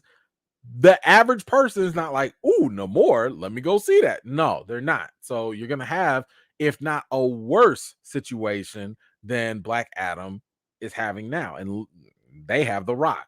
So I don't think a movie would have been a good move for continuing Namor's story anyway. And to be honest, I don't know if a Disney Plus series would be all that great. I do think they should go the route of Werewolf by Night and give him a special. Give me 60 minutes of Namor and maybe what's going on in Talakan and stuff. I'll be down with that. But even that could be a problem because according to y'all favorite Marvel producer, looks like Namor can't get a solo movie at all. Let's go to y'all favorite producer right here. That is none other than Nate Moore. So he says it honestly affects us more, and not to talk too much out of school, but in how we market the film than it does how we use him in the film. There weren't really things we couldn't do from a character perspective for him, which is good because clearly we took a ton of inspiration from the source material, but we also made some big changes to really anchor him in what the world, anchor him in that world in a truth that publishing never really landed on, I would argue, in a big way. So, in other words, what he was saying was basically they could not market, they couldn't market Namor in like a certain way. So like one of the ways that they couldn't do it was like I was hearing stuff about how they couldn't market him in like a single poster, because unfortunately with a lot of the rights and the character rights that were given up to, I believe, Paramount has Namor and Universal had the Hulk. I believe that's the way it went. But one of the things is like, yeah, Disney, Marvel, they can use them, but you can't make them have their own solo series. You can't, I'm sorry, solo movie. You cannot have them be the protagonist. So you can have them be featured, you can have them show up, you can have them be sidekicks or supporting characters, but they cannot be the main lead character. So I don't know if that applies to streaming. That's why I was saying maybe a Disney Plus special could kind of sort of maybe be a loophole in that. Now there was talk about like at least with the Hulk, the contract agreement with Universal, I want to say expires sometime next summer, in June of next summer. So that's where we could potentially get a World War Hulk storyline or something. But so far, when it comes to Namor, it's not gonna happen. I don't know how long. I don't know how long it will take with that deal. I don't know if it's in perpetuity or not. But I do know one thing is that Bob Iger's back, and Bob Iger is a deal maker. Okay. We ain't got that. The Chapek era is over. Okay, it's over with. So now that Iger's back in command, now that Iger's back in control, anything is possible. Let's not forget, okay, there was a time when we thought Spider-Man would never come back to Marvel. But you know what? Bob Iger got to work. Bob Iger was like, man, listen, go ahead and go get Spidey. And guess what? We didn't get him all the way, but we got him enough. Okay. There was a time we was like, dang, man, I don't know if we ever gonna get the X-Men again. Man, that Fox out there ruining the X-Men lives and stuff. Bob Iger was like, hold on.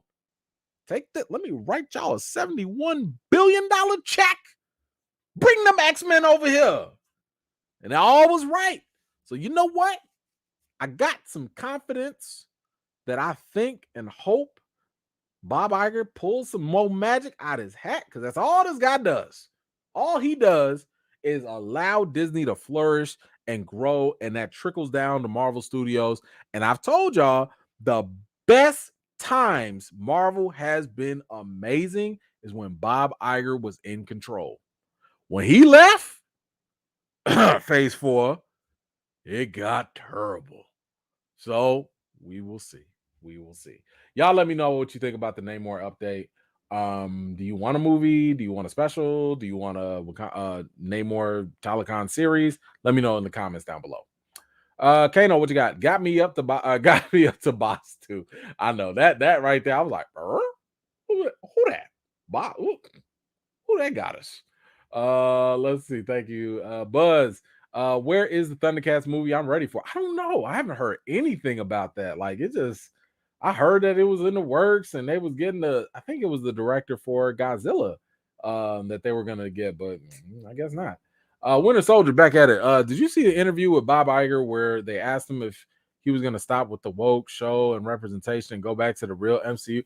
Yeah, I saw that, but I didn't really make much of it because I don't know what he means by that. Like, I think if anything, he just doesn't. I've told y'all this before. Disney overall cares about their image over everything else. Image matters more.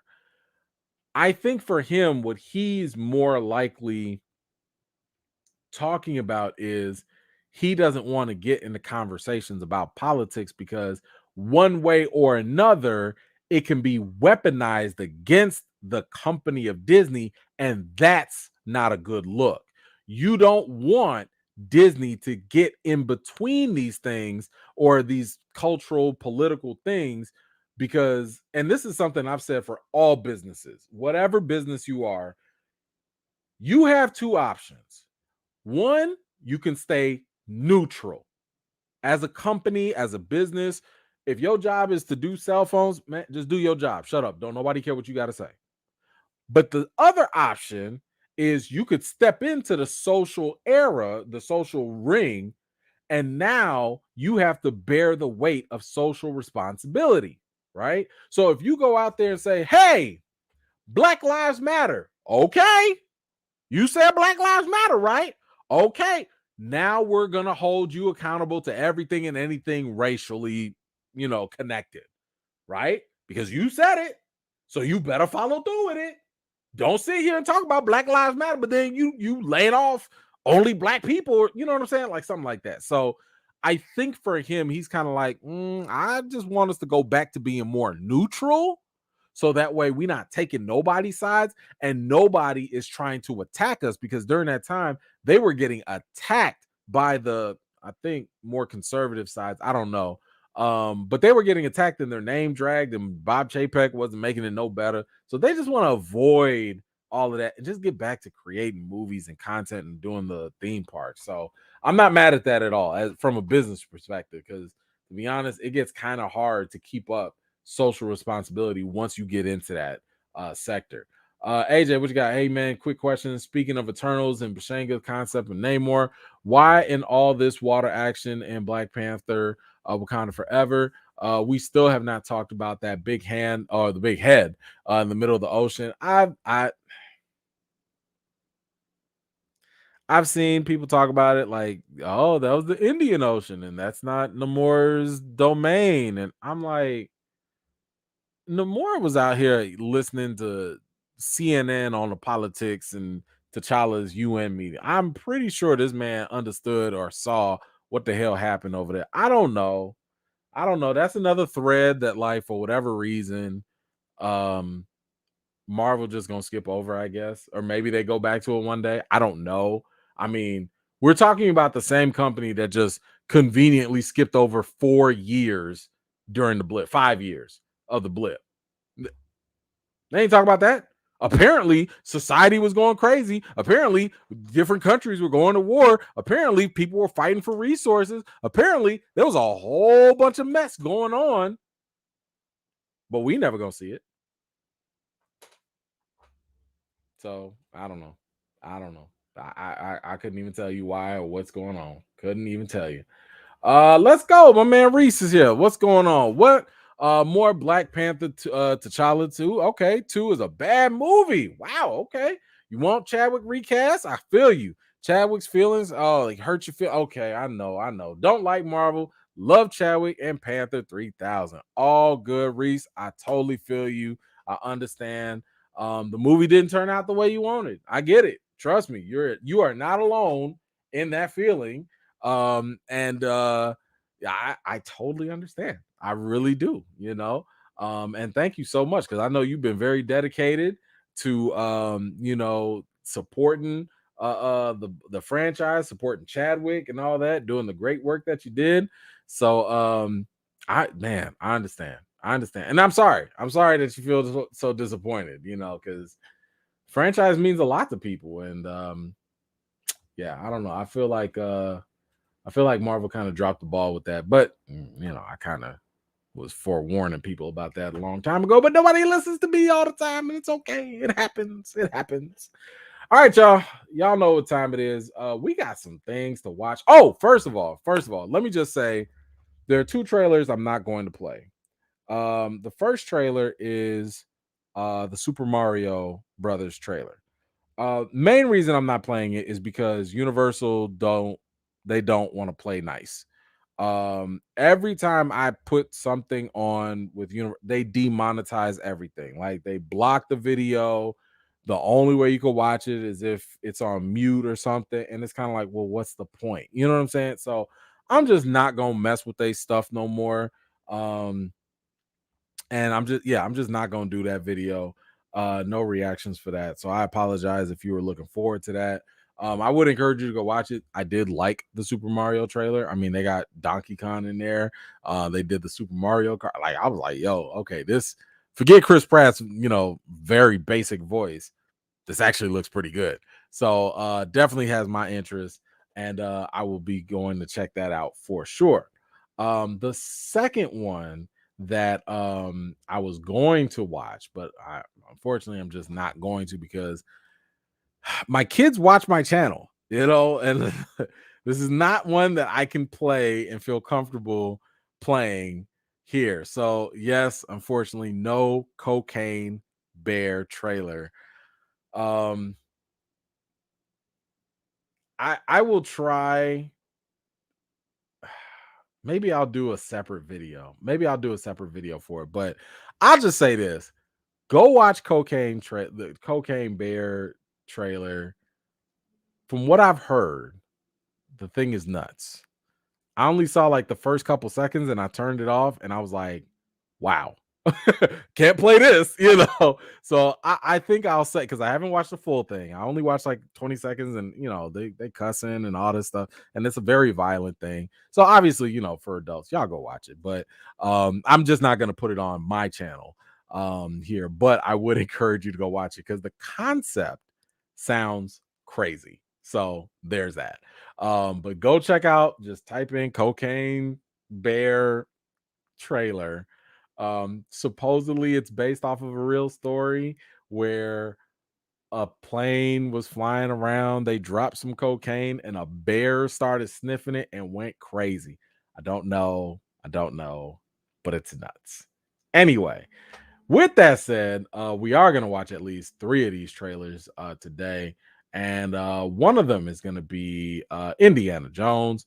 And this is one that um we are going to check out because let me see. Okay, I got that loaded up. What am I doing here? Of course, now we got to get ready the proper way.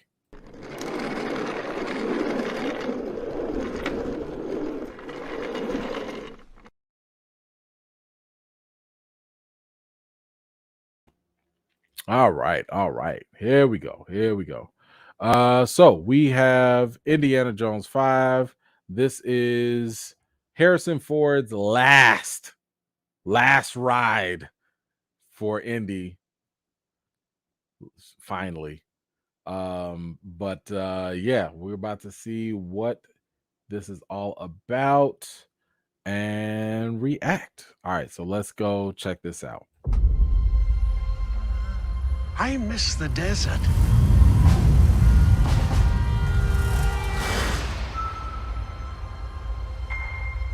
I miss the sea.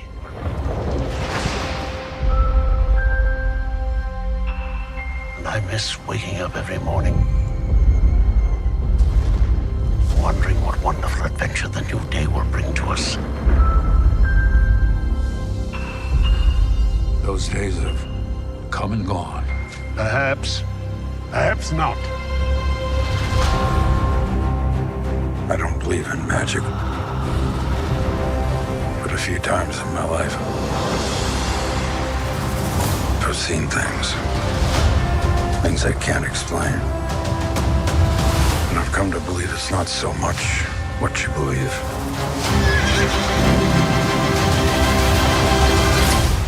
It's how hard you believe it. He's still right.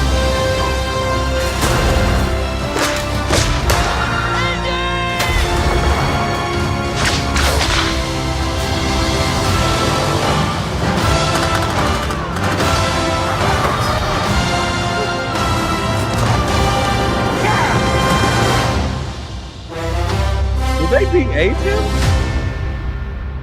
Who is this man? I'm her godfather. Related.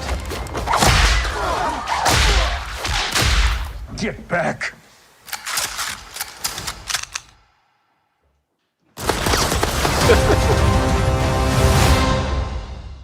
Ooh-wee. Yo. Okay. My man was out here. First of all, I'm gonna need you to stop cracking whips at people of color. First of all, okay. It's just not a good look having an old white guy cracking whips at people of color. Y'all didn't think about that at Lucasfilm? Y'all didn't. Not one person was like, maybe we shouldn't have the old white guy cracking whips at people of color. Y'all didn't think about that? Okay. All right. We'll talk about that later. Anyway, they definitely got the action going. They definitely got that. I'll say that. Like I this definitely has this feels like the old indie movies are back. Because part 4 was trash. Let's just be honest. Part 4 was very, very bad. Now, I'll say this too. I've watched Indiana Jones movies, but I can't say that I was ever like a huge indie fan. Like, I didn't grow up like, oh man, I want to get that brown leather jacket and let me get that whip and the hat. And like, that was just not me. You know what I'm saying? Like, I'd rather watch Chip and Dale than Indiana Jones. You know what I'm saying? Now that doesn't mean that I hate the movies or nothing. I'm just saying I just didn't connect with them like that. Like Temple of Doom, fantastic movie. Like I remember watching that movie multiple times as a kid, and I was very scared. I was very scared, especially with the monkey brains and everything. I was like, you know. And like when dude would take people's hearts and stuff, like that freaked me out as a kid. So with all that said, am I looking forward to watching this? I'm not like super excited, but I am very curious because I want to know how the hell did y'all get Harrison Ford to do all of this stuff? My man's like 80 plus years old. I mean, he an AARP vet. Like this is he's pushing it. But I mean, at least from what I see in the trailer, he looks good. From what I can see, the action scenes look good. Clearly, these stunt doubles are getting to work. I could have sworn I saw some scenes in there where they like de-aged him a little bit, but yeah. So I'm interested. I'm not excited, but I'm interested. I want to see, can y'all finally give Indy the send off that he deserves? Just give him the final, goodbye and make the story count. That's all I would care about. But anyway, how do y'all feel about the Indiana Jones 5 trailer? Did you like it? Were you moved by it? Did it bring back memories? Any of that? Let me know what you thought about it in the comments down below. All right. What else do we have? We have another one. Oh yeah. Oh, we got to switch over to that one. Yes, we got Guardians of the Galaxy Volume 3. This finally came out, and this was hold on. Actually, I got a comment. Let me grab that first. Derek, what you got? Lots of stunt doubles and CGI. I'll pass. Dang. Well, I thought that would have been enough to keep you in, but okay. Hey, I understand. I get it. All right. So, Guardians of the Galaxy Volume 3 trailer just dropped. Now, in case you didn't know, there's the Brazilian Comic-Con that's happening, or it did happen. And that's why all these things just dropped like all at once in one day or whatever. So they did the Volume 3 presentation. I think this comes, I want to say it comes either before or after the Marvels. So I think it's Ant-Man 3, then Guardians, and then the Marvels. I think they switched the time slot, so I forget what it is now. But anyway, we'll see what happens. We'll see what it is. But I am curious about this because James Gunn has been like, really putting his all into the Guardians movies. I think the first one was fantastic. The first one was so good. Second one kind of fell off a little bit. I know what he was going for in the second one. It was a lot more emotional. It was a lot more heartwarming. It was more character development, but I just didn't think it hit very well. Didn't land as hard. So the second one was kind of a miss for me. So I am curious to see what happens with the third one and what we're going to do. So I've seen this all around. I haven't watched it yet, so I'm here. Let's see if James Gunn is able to deliver on this. And I haven't watched the Christmas special yet, so hopefully it don't ruin nothing, but whatever. All right, let's see what happens. We were gone for quite a while. But no matter what happens next, the galaxy still needs its guardians. Ooh, they got the old school uniform. I like peace. That.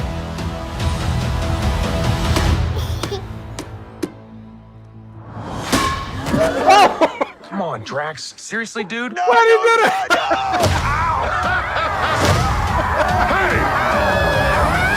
Why you handle like that? Don't forget where we came from.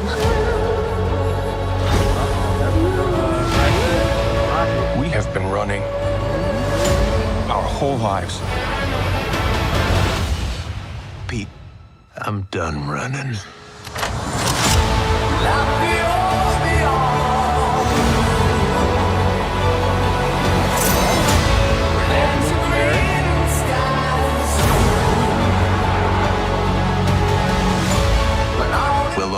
away together.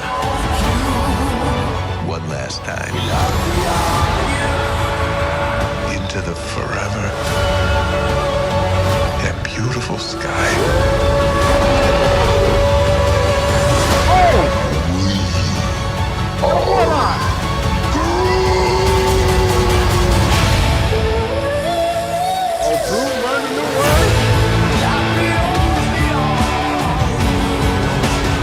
And they'll kill anyone who gets in our way. No, not kill anyone. Kill a few people. Kill no people. Kill one guy, one stupid guy who no one loves. Now you're just making it sad. Okay. All right.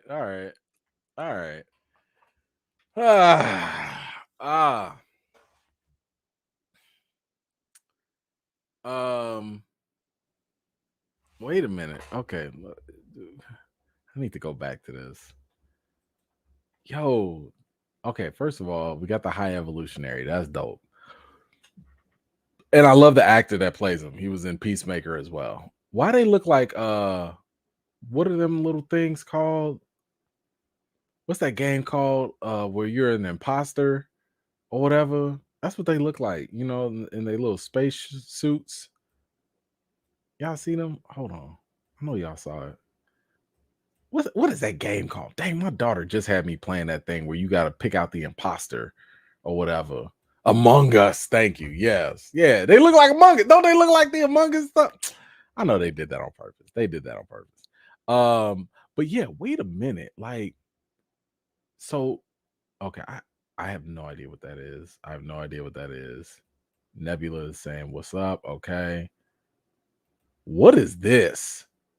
Like, what is Peter seeing here that, like, is he being experimented on? Is he seeing somebody dying? Somebody is dying in this. This is a great, like, I love this shot just because I have no idea what it is. I have no idea. You just see raw emotion. I love that. I guess Rocket meets a friend or something. Okay, yo. Okay. First of all, there we go. Let me get Will Poulter, Adam Warlock. Now I will admit he looks a little underwhelming here to me because I didn't think that he'd be covered up in all this like armor or whatever. But I'm interested to see what they do with him. Now, it's funny that he doesn't have the soul stone in his forehead, so, like in the comics or whatever. But I'm interested in seeing, because, like, honestly, he just looks like he has too much bronzer on. Like, at this point, I don't know, maybe they could have put a little gold glitter on him or something, bedazzle him up a little bit more, But I'm a Will Poulter fan from the jump, so like I'm a little biased. Like, I got to meet him. I think it was during the Revenant with Leo. He had came out to Chicago. Super nice guy, super nice. Like, and he can act. He's very, very talented. So the moment they announced that he was it, I was like, okay, like, I like him. I think he's gonna do just fine. My question is this: why is he beating the hell out of Nebula like this? I mean, what? He just, look at this. He done smashed Nebula's face. She broke. You gotta take her to Geek Squad now. It's done. What's that place called? You fix it, break it. Like, who gonna fix her? Cause listen, my man was laying down some haymakers. Just whack them. Just some haymakers. What did they do? Woo! Nebula, I don't know. Maybe Nebula ain't gonna make it. Somebody gonna have to reboot her. Something. It's over with for her. Anyway, y'all let me know. How do you feel about Guardians of the Galaxy Volume 3? I'm gonna be honest. I have no idea what this is about. I have no idea. I don't know do y'all know what the story is? Do y'all know what's happening? I don't. And you know what? Part of me is okay with that because I'm gonna watch this anyway. And second, honestly, I don't think I need to know what it's about. Like, clearly, it's gonna be emotional. We dealing with Rocket and I guess his past and the high evolutionary. I'm assuming he's the one that made Rocket and who knows what else. So I guess we'll see from there. I'm just a little concerned about what James Gunn is going to do because I think James Gunn is super talented and I like a lot of his work. But sometimes, here's the thing, I don't want James Gunn to go full Taika Waititi, right? Like, I don't want James Gunn to go so heavy into what he likes that all of a sudden this movie comes off the way Thor: Love and Thunder did, because the second volume 2 was kind of like that. The second volume 2 was kind of like, we're gonna lean a little heavy James Gunn, but not too much, just a little bit heavier. And it was the emotion is there. There's no denying it. He can capture emotion, but I don't know. Volume 2 is kind of forgettable to me. Volume 1, fantastic. I watch Volume 1 all day on repeat, but Volume 2, not so much. So I'm just hoping he doesn't go full Taika. Just don't do that. But anyway, y'all let me know how you feel about it. I'm hoping for the best. And I mean, this, they said that the cast was like all emotional and everything. This is like the last iteration that we see of this version of the Guardians. So, I don't think that's the end of Guardians in general, but we will get just a different lineup, a different roster, and Secret Wars is coming up. Maybe that is why we get a different roundup, because maybe we in a multiverse. Who knows? But y'all let me know how you feel in the comments down below. All right, what is the next one? Let me load it up. Okay. Now this one I definitely want us to check out because I saw the thumbnail for this and I was like, oh, word. Oh, okay. So we have got Transformers Beast Wars. Now here's the thing, I completely forgot that this movie was even being made. Like, I remember it was announced a long time ago and then it just fell off. Like, nobody talked about it, nobody gave updates, no articles dropped, nothing. So to be honest with you, I don't even know if this is Michael Bay. I don't know if he's involved. I think he's not involved. I don't know if this connects to Bumblebee in any way. I don't know anything. I don't know what any of this is about. Wait a minute. No, you not about to have some royalty. Hold on, sir. Is this Mr. Derek Bozeman? What's going on, Pastor? How you doing, sir? My goodness, y'all, hold on now. Y'all know this is Mr. Derek Bozeman, right? Y'all know this is Chadwick's brother. How's it going, sir? How are you and the missus? How's the family doing, sir? Thank you so much for dropping by. I really appreciate you. My goodness. See, y'all never know who's gonna show up around here. Look at this. Look at this. Thank you so much, sir. What's up to you, and peace and blessings to all of you, to all of y'all out there, and to your household. Thank you so much for blessing the channel like this. I appreciate you. We getting ready to watch this trailer. Hopefully you could stay and tune in. But yeah, it is absolutely an honor and a blessing to have you here. So thank you so much, sir. Appreciate you. Let's see. Wait. Let me get hanging in. All right, that's all. Listen, I love it. I love to hear it. Love to hear it. Like I said, give my best to the missus and the fam, sir. Appreciate you. Let's see what, man, that's dope. Yeah, see, that's what I'm talking about, man. Like, you got to love the love. You know what I'm saying? Just the didn't even expect it. You see how God just be coming out of nowhere? Like, I'm gonna sprinkle some flavor on your channel real quick. Just like, what? Derek Bozeman just gonna come up. Look at that. I'm cheesing now. I'm sorry. Anyway. Let's see. Let me get this comment here. Baker's Life, what's going on? Who's dying? It's gonna hit the emotions. It's Rocket. Just sad enough, but not too sad. I'm ready for it. Don't put that out there. Please don't put that out there. We don't need Rocket dying. I just don't do that. I don't think so. I hope not. I hope not. I hope not. But thank you for that. Dang, now you got me all sad about it. Matthew, what you got? Gunn talked about killing off Rocket in Guardians of Volume 3. The Otter is Rocket's love interest. She was mentioned in the Telltale game. Gunn is closing out the wow. Oh man. I don't know how to feel about that. Oh man. Okay. Thank you for that. Yes, sir. I will absolutely do that. Thank you for that. I will do that for sure. Let's see. Oh, yes, Mr. Bozeman, if you're still watching, this is Reese right here. Reese says hi. He is sending donation and cards straight to you and your church. So just be on the lookout for that. I remember they had reached out to me and informed me that they were going to send a donation out to you. So, be on the lookout for that very soon. Reese is very, very dedicated to honoring the memory of Chadwick Boseman, a very, very big Black Panther fan.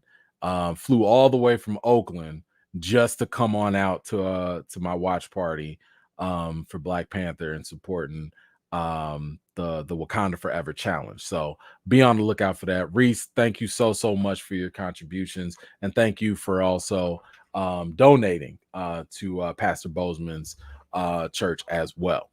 All right, so with that said, we about to watch this last trailer. And this is Beast Wars Transformers. I have no idea if this is going to be good or not. I've had trust issues with Transformers since the very second Transformers, because if I recall, the first one was good, but everything else just went downhill from there. Like, it just was not. Dark Moon and all like Bumblebee kind of sort of came back a little bit, but we'll see.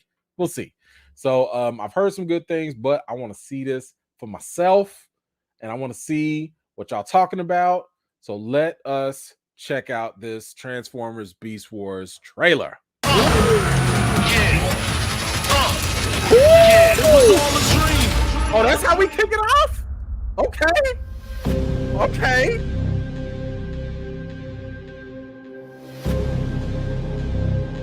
That was smooth. I ain't gonna lie, that was smooth.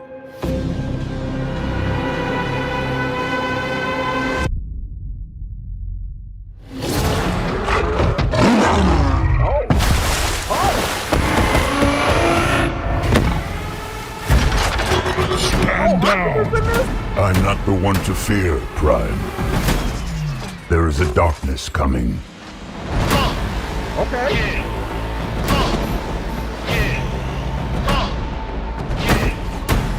Bumblebees. It was all a dream. Pull over! I'm not driving! And if you don't know, now you know.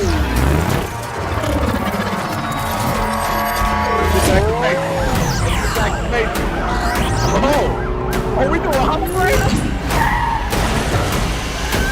Spread love is the Brooklyn way. And if you don't know, now you know. I'm blowing up like you thought I would. Call the flip, same number, same hood. It's all good. Of all the threats, from both your past and future, It was all a dream. you've never faced anything like this. Let them come.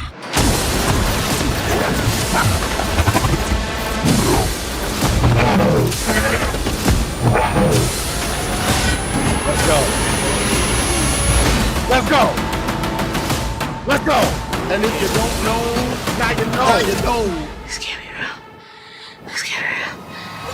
Oh, okay, it's real.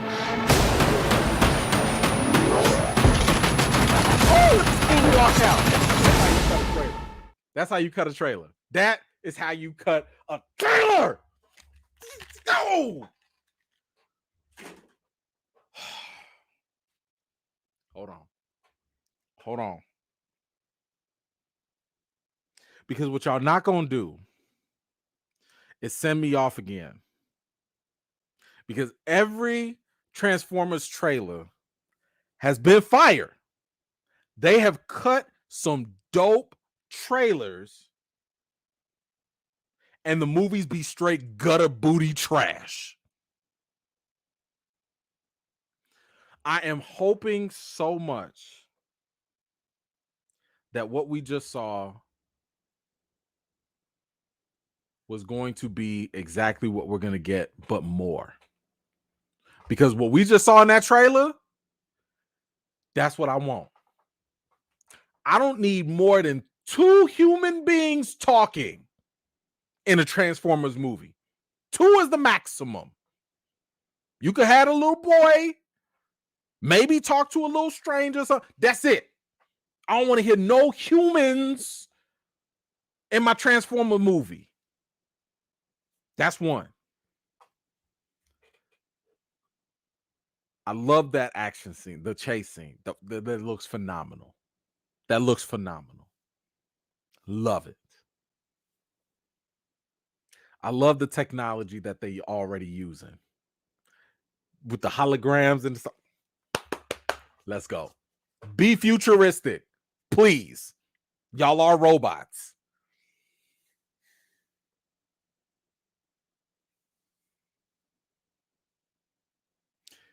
The one thing I'll say I'm a little disappointed about. Let me put it up. I'm a little disappointed. First of all, that soundtrack. I mean, you add Biggie to damn near anything, it's a hit. First of all, I'm a little disappointed that y'all don't. Oh, that was Mirage. Thank you. I forgot. Thank you. Good. That's right. I'm a little disappointed that the beasts don't actually look more beast-like. Because I used to watch the animated Beast Wars. It wasn't that good, but I watched it anyway. And I mean, they actually look like the animals. But these look a little too mechanical, in my opinion. It's just like, what are y'all disguising as? Like, y'all not really blending in.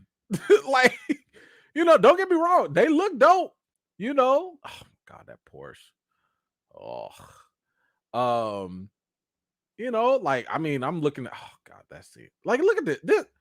Bro, first of all, I would lose my mind if I saw a cheetah anything running that big and that fast. Like, I'm fainting. I don't even like big things like that, like big robot stuff. No. But don't get me wrong, these look nice. They look robotic. I'm just saying it. Aren't they supposed to blend in? At something? I don't know. Anyway. Either way, I'll forgive it. I don't really care. Like, it's not about to like make or break the movie for me. Oh, come through. Look at this. Like, this is all I want. Who is this? Is that Megatron? Like, who do we know who the bad guy is?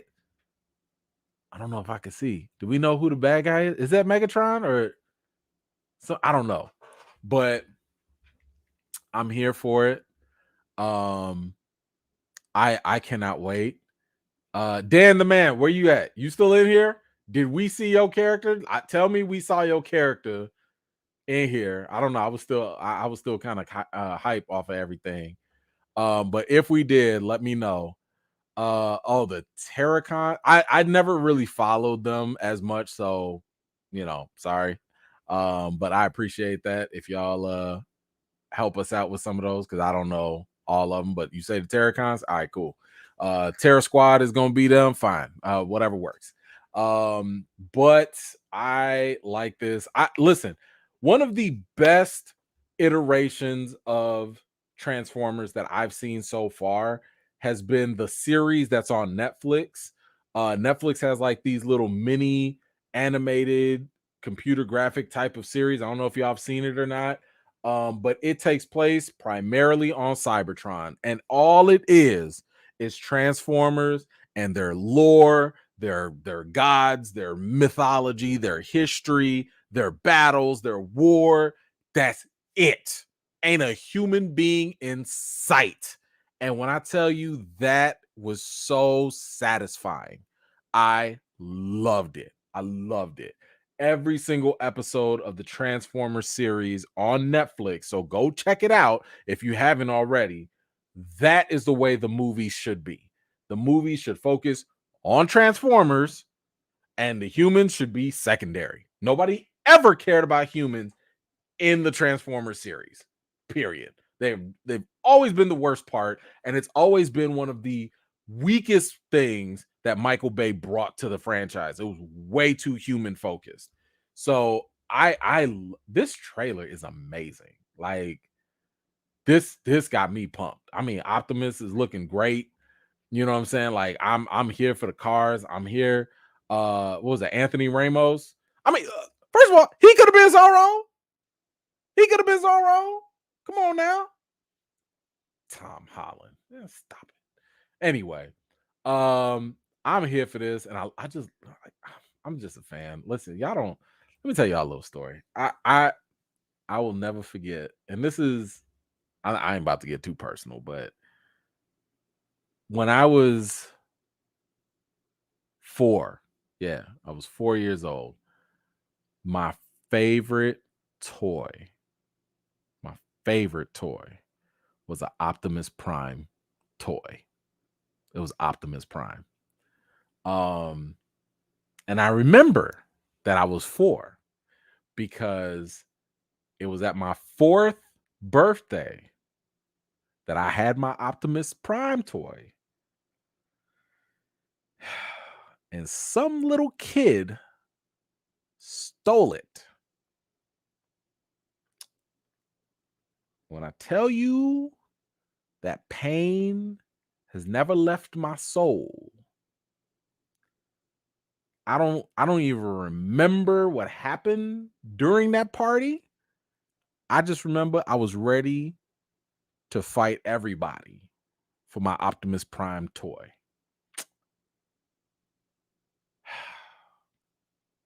But when I tell you my love for Transformers has been deep, that's what I'm talking about. Goes back, all the way back. So I love me some Transformers, and it breaks my heart when we see Transformer movies come out and be trash, because I go into it like I want them to, I want to recapture that magic that I had back in the 80s and the 90s. I want to go back to that. It's the same thing with Ninja Turtles. It breaks my heart when the movies come out and be boo-boo. I love the first 2 Ninja Turtles, by the way. I don't care if the second one is corny as hell. I still watch it. Ninja, rap, ninja, rap. Go ninja, go ninja, go ninja, go ninja, go. And you ain't gonna tell me nothing about that. Still do this to this day. What? Shoot. We don't talk about 3 though. We ain't gonna talk about 3. We're not gonna talk about 3. 3 was bad. 3 was bad. That was bad. Anyway, what did y'all, man? First, I'm sorry. We gotta watch that again. I'm sorry. I listen. I don't know. I don't usually do this. I want to watch this again. This was good. I gotta see this again. Yeah, I gotta watch this again. Excuse me. Pardon me. First of all, this is opening. How y'all just gonna kick off with the smooth get up like that? Come on. Yeah, it was all a dream. Just walking out the car like that. Let's go.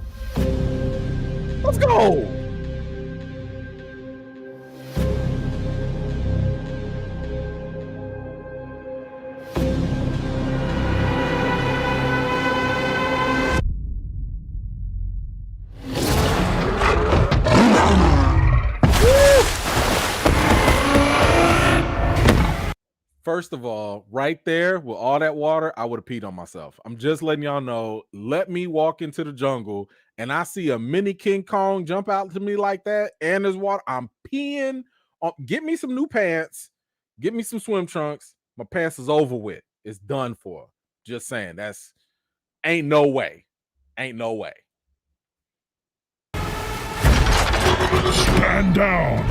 I'm not the one to fear, Prime. There is a darkness coming.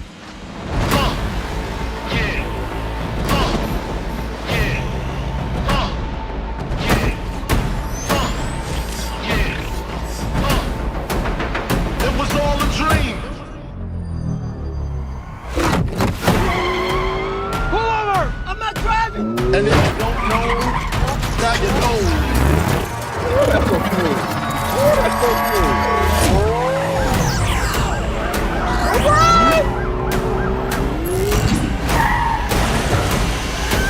Spread love is the Brooklyn way. And if you don't know, now you know. I'm blowing up like you thought I would. Call the Prince, same number, same hood. It's all good. Of all the threats, from both your past and future, It was all a dream. you've never faced anything like this. Let them come.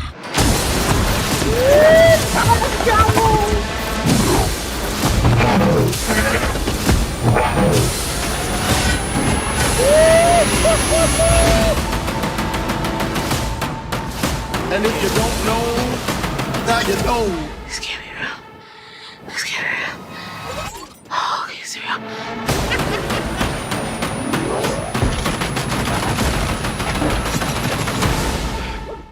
Let me tell y'all something. Let me tell y'all something. Don't have me practicing to get out my car like this in my little, 1998 Toyota out there.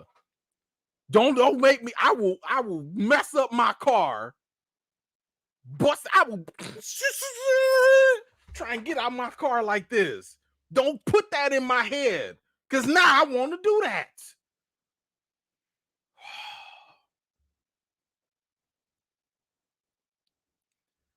One of the best scenes in the Bumblebee movie was the first 7 minutes of the movie, where they like literally kick everything off at Cybertron and they just fighting and that's just what it is. I was like, yo, if y'all just gave me the first 10 minutes of Bumblebee for the whole movie, y'all would have had all the money. All of it. So what I'm hoping is, don't play with me with this. This Civil War looking showdown, this right here. Please do not let this be the first 5 minutes of the movie and that's it. I swear, if y'all play us again, let this be the ending. Let this be the ending where we are seeing just madness and war. I want to see a scrap heap. Okay, I want to see metal on metal violence all over the place.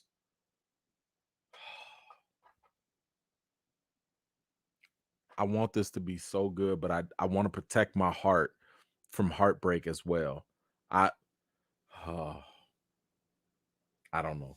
I don't know how I feel. I don't know. But listen, great trailer. Dang, I'm happy I saved that for last. I'm happy I saved that for last. Because listen, that right there, that's a great way. That was great. How do y'all feel about this trailer? Beast Wars, Transformers. Whew, man, they looking clean. They looking proper. I still would have wished the animal beast would have looked a little more animalistic, but I don't really care. If y'all finna fight and break each other, I don't care. Let's go. I'm here for that. One way or another, I am here for it. Hold on. Let's see. Let me go back to the comments.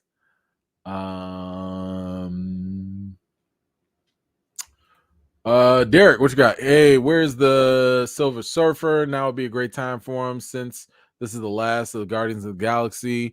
Transformers looks great. Can't wait for it. My guess is that Silver Surfer will probably be saved for Fantastic Four. Silver Surfer is more of Silver Surfer, Galactus, that's usually tied to Fantastic Four. So I wouldn't we might see him. Don't get me wrong. Like, sometimes Marvel does have a pattern of teasing characters before either solo movie or their real appearance. Like 2-something years is usually the pattern. Think about uh, um, Black Panther. He was teased in 2016 in Civil War, and then he got his solo film. So I'm not saying that Silver Surfer will have his solo film. If anything, he will probably be featured as, I'm guessing, the villain or the antagonist in Fantastic Four. And then I wouldn't be surprised if Marvel does a special for him, just kind of showing like how he became the Silver Surfer and stuff like that. Wouldn't be surprised about that. But yeah, I don't think you're gonna get that anytime soon. But that's just my guess. I mean, anything can happen though, of course, with Guardians, because that's all galaxy, everything and anything. But we'll see. Guardians did tease the Celestials first, so there was that too. Rabia, thank you so much for that. Don't know where your comment is. I'll see if I can find it, but thank you so much. I appreciate you. Cynthia, love that Anthony Ramos is in the movie Hamilton in the Heights. Yes, that's what I'm saying. Like, my man could have been Zorro too. Like, y'all can. Antonio didn't think of him, like nothing at all. Mm-hmm. Where are the Dinobots? I don't know. That's a good question. Maybe somebody who's a little bit more well versed in that. I'm not going to pretend like I'm that well versed in Transformers lore. As much as I've watched it and seen it, actually the Dinobots were in the Netflix series, so go watch that one because they do show up there. But that dealt with time travel and a whole bunch of other stuff. It gets very out there. But I don't know how they're going to deal with that here. Maybe, and this would be my guess. My guess is that because we're having the Beast Autobots here meeting up, at least with Prime and stuff like that, I wouldn't be surprised at the end of this movie if they show some sort of clue or hint to the Dinobots just to tease the next movie. I wouldn't be surprised about that. So just keep your eye out. Maybe they'll do that. I mean, that would be a good way to get some more money. Matthew, RC, Mirage, Cheetor, Optimus Primal. I can't remember the Falcons' name. I don't remember their names either. Like, I remember just watching, but I never really followed that deep with their names. But I just was like Cheetah, Gorilla, Falcon. Yeah, that's all I really remember. I remember the animals, but I was like a teenager, not even that old back then. But thank you, Matthew. Kano, appreciate the details though. They mad the effort to turn the Camaro into an off-road car. It's a transforming transformer. Yeah, I mean, we'll see how it goes and see what they do with that. But thank you, Kano. Ruby, I got you. I watched Zorro's fighting Legion in the 60s. Yeah, I'm that old. Okay, hey, listen, you got the experience then. Okay. Shoot, I ain't never heard of fighting Legion. I might have to YouTube that or something. But that's pretty cool. That is cool. Let's see. Matthew, back at it. Dinobot, second in command, leader of the Predacons. Okay. All right. Thank you. Appreciate that. What else? Oh yeah, Dominique is in this. Fishburne. Yeah, Dominique Fishburne.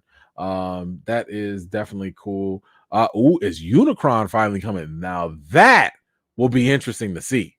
That would be interesting. Like this is what I'm saying. Like, I hope they just, when you stop trying to focus on the humans, you can focus on the actual, like you can focus Graviton. Like you could focus on like a whole bunch of the actual characters in the Transformers lore mythology and just get deep with it. Like, expand this stuff, So could Unicron come? Maybe, hopefully, we'll see. I'm here for it.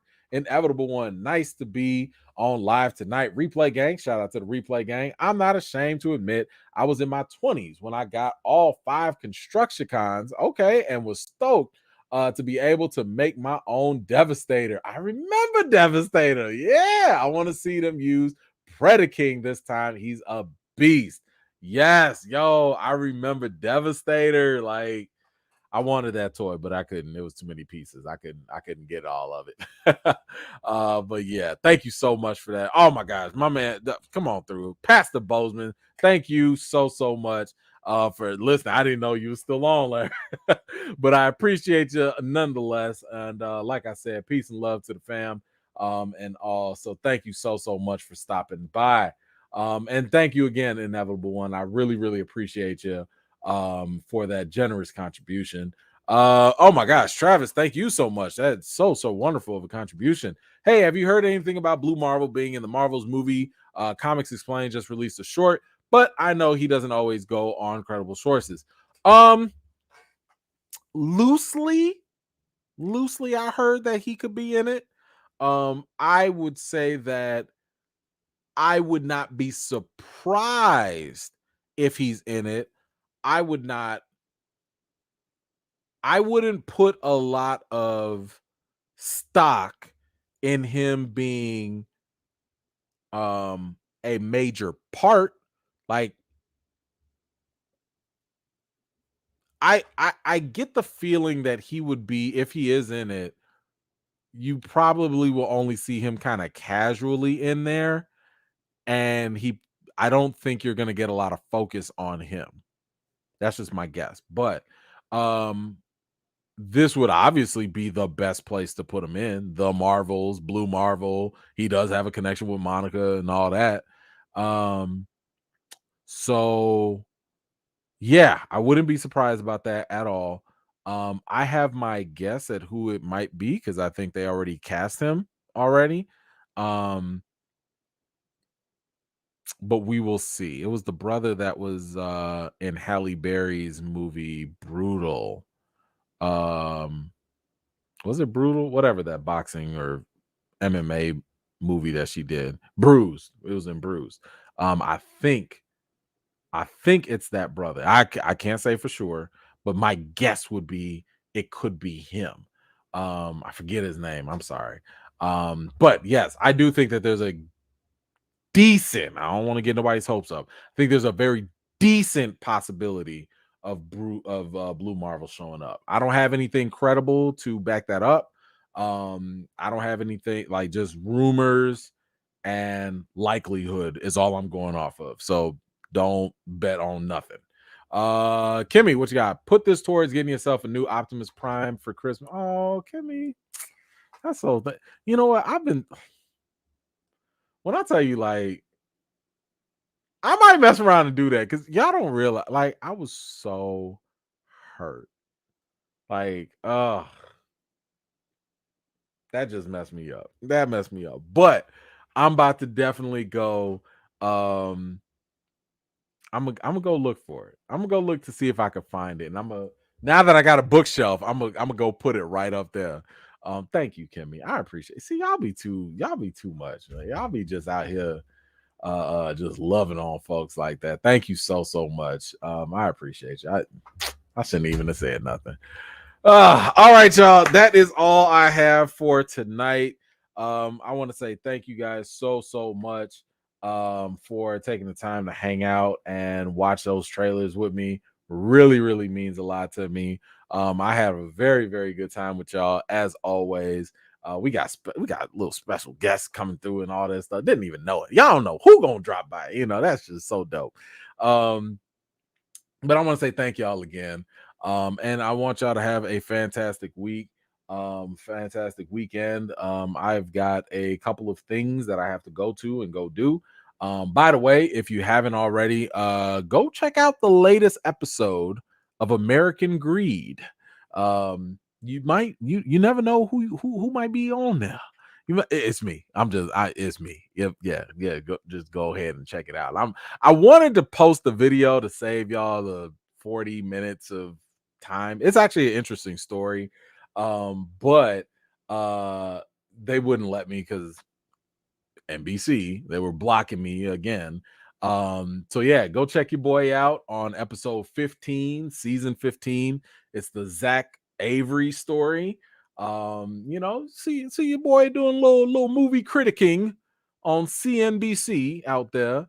And I'm still gonna see if I can actually post the clips because they just was blocking me hard and wouldn't let me do it. So go check that out. I think it's actually a really good story too. Like the dude swindled almost $1 billion from Hollywood. It's nuts. But anyway, that's all I got. I got some videos I got to work on anyway. I appreciate y'all as always. Wash your hands, wash your butts. Y'all be safe. I will see y'all next week. Peace.